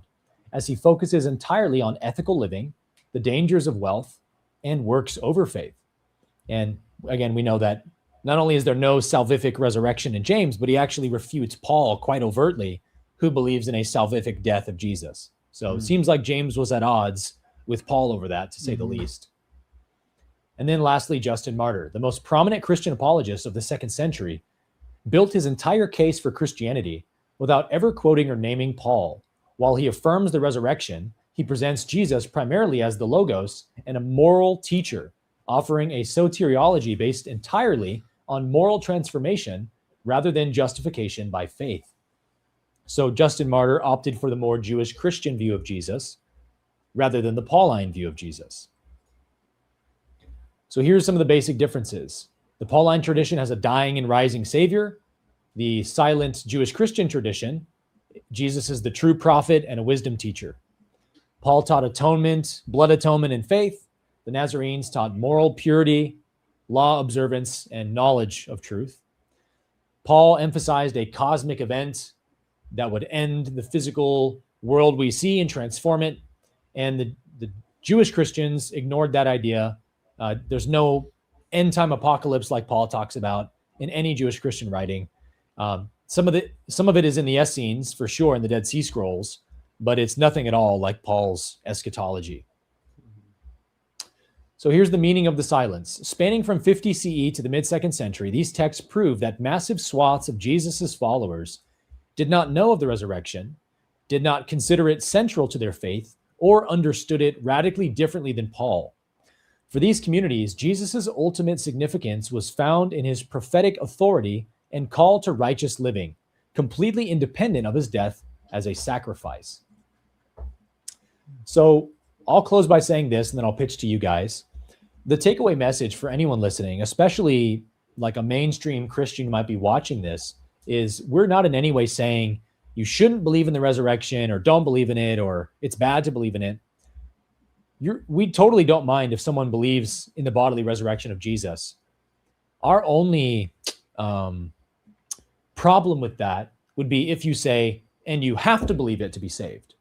That's where we divert from the mainstream Christian position that we say, no, we don't believe that God would require us to make a truth claim that we don't actually know. Essentially, to lie to be saved. God cannot ask you to lie for salvation because a lie is the opposite of salvation. If you're lying, you're still sinning. If you're sinning, you're not saved. Yeah. Jesus said, whoever sins is the slave of sin. So stop sinning. Be perfect as your heavenly Father is perfect. So if you had to, if I had to bet all my bank account on, you're going to go back to the 1st century, Aaron, and you're going to see what really happened. Bet all your money. Do you think he rose from the dead or not? I'm probably going to put my money in the bucket that he did in some form or fashion. I don't know how he did, but was there a resurrection event where Jesus came back to life? I think there probably was. Is that mandatory for me to believe that for salvation? Absolutely not. And why? Because Jesus never said it was. If we're going to follow the gospel of Jesus, if we're going to call ourselves Christians, followers of Jesus, we have to place the words of Jesus above all else. And so if Paul says something that Jesus doesn't, I'm going to side with Jesus. If the church fathers say something that Jesus didn't, I'm going to side with Jesus. And we do have what I believe are very historically reliable sayings of Jesus in our gospels today and elsewhere, like Thomas, and I think James preserves some and all that. So we have a lot of reliable sayings of Jesus. And the fact is, nowhere does Jesus make believing in his resurrection have anything to do with salvation, let alone be reliant on salvation. In the Gospel of Luke, as we said, Jesus rises from the dead and still doesn't tell anybody in his Great Commission that they have to believe in his resurrection to be saved. And when he sends them out to say, hey guys, go preach my gospel to the world. If believing in his resurrection, if Jesus thought that that was central to people being saved, he would have absolutely told his disciples, make sure you repeat this important point to everybody. If they don't believe that I rose from the dead, they will still go to hell no matter how much they follow my teachings. Imagine the oversight of Jesus not mentioning that. I can't put a fallacy on Jesus like that. I can't imagine that that's true. If Jesus didn't say that in his Great Commission, That's because, in my opinion, it was not central to salvation in Jesus's mind. Mhm. And so I'll save my piece and pass to you, James. Well, just adding on to that, it would literally be the biggest conceivable oversight in the history of the universe. Billions of souls are on the line here. Eternal damnation, billions of souls burning in hell for eternity are on the line.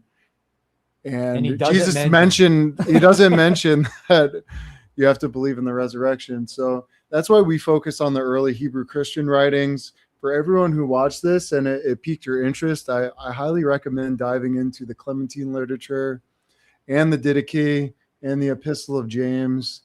That they really sum up the original OG Nazarene philosophy and way of life. And that's what we focus on in this podcast.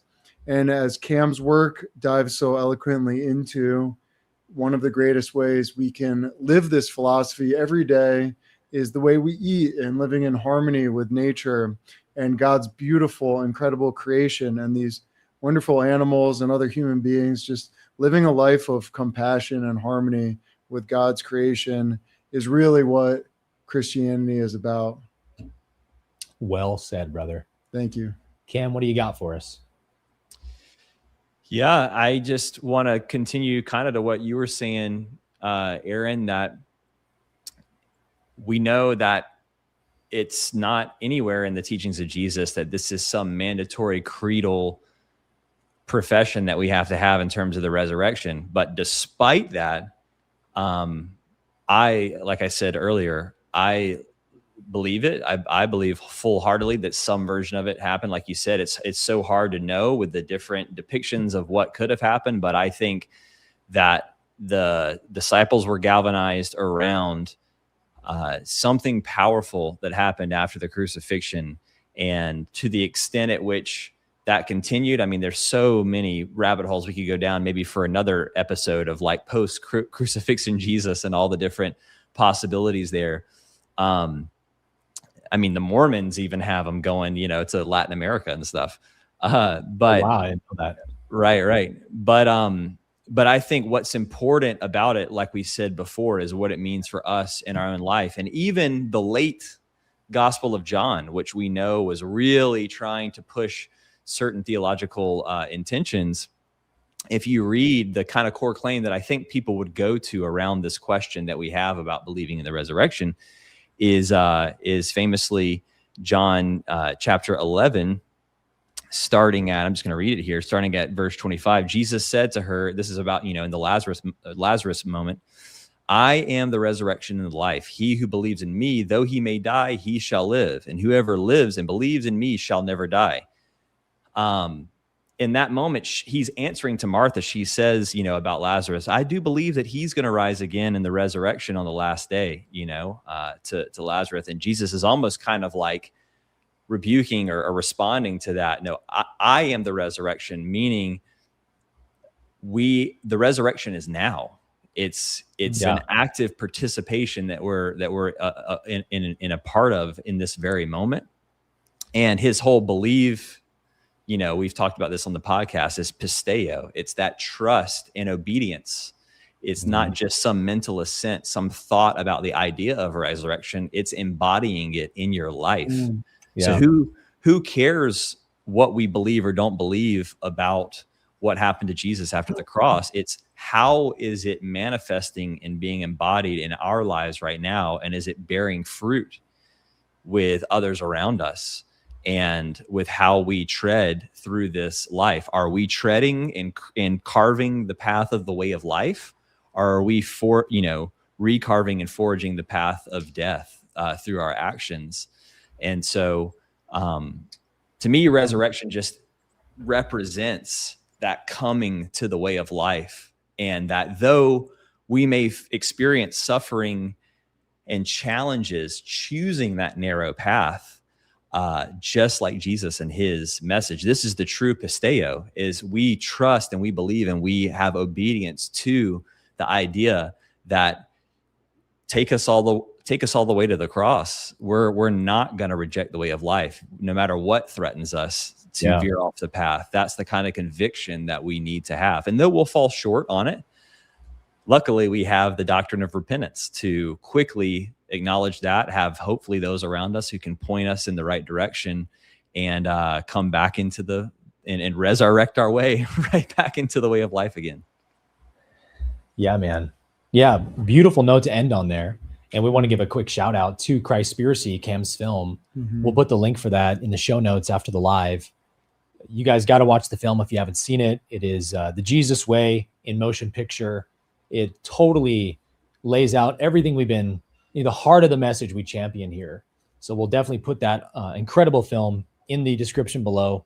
And then if you guys want some assistance in living, following, and especially eating the Jesus way, we have our Jesus diet sort of handbook or guide called NAZFIT, which we'll put a link for that in the description below as well, where we just kind of lay out what is the Jesus diet, what does it look like to eat the way that Jesus would have eaten, according to these moral principles of, anti-blood atonement, anti-sacrifice, peaceful, non-violent living. The path of life or death starts with what you put on your plate. And that's what it's really all about.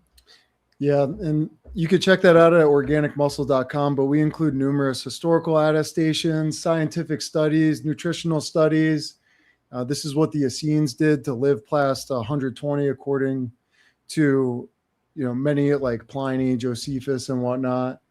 And it's the way all three of us eat today. And we've just seen miraculous results. It's so life-changing. I'm almost already back on my fast.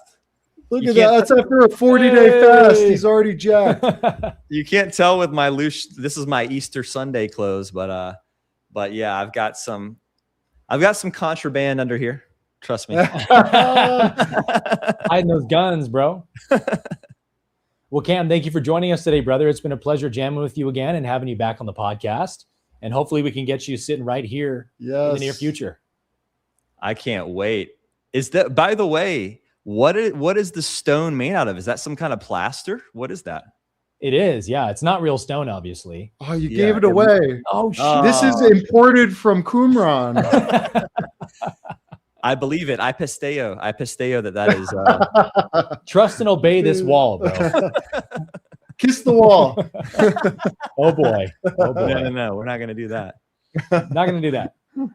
Well, Cam, so much love to you, bro. James, thank you for joining us as well today, man. As always, brother. And thank you guys for watching this episode of the Jesus Way. Please enjoy the rest of your Easter Sunday. And until next time, as we know, get out there and love God with all your heart and love your neighbor as yourself, because that's the Jesus Way. And we'll see you guys on the next episode of the Jesus Way podcast. Shalom Alechem. Peace be with you. Much love. Peace.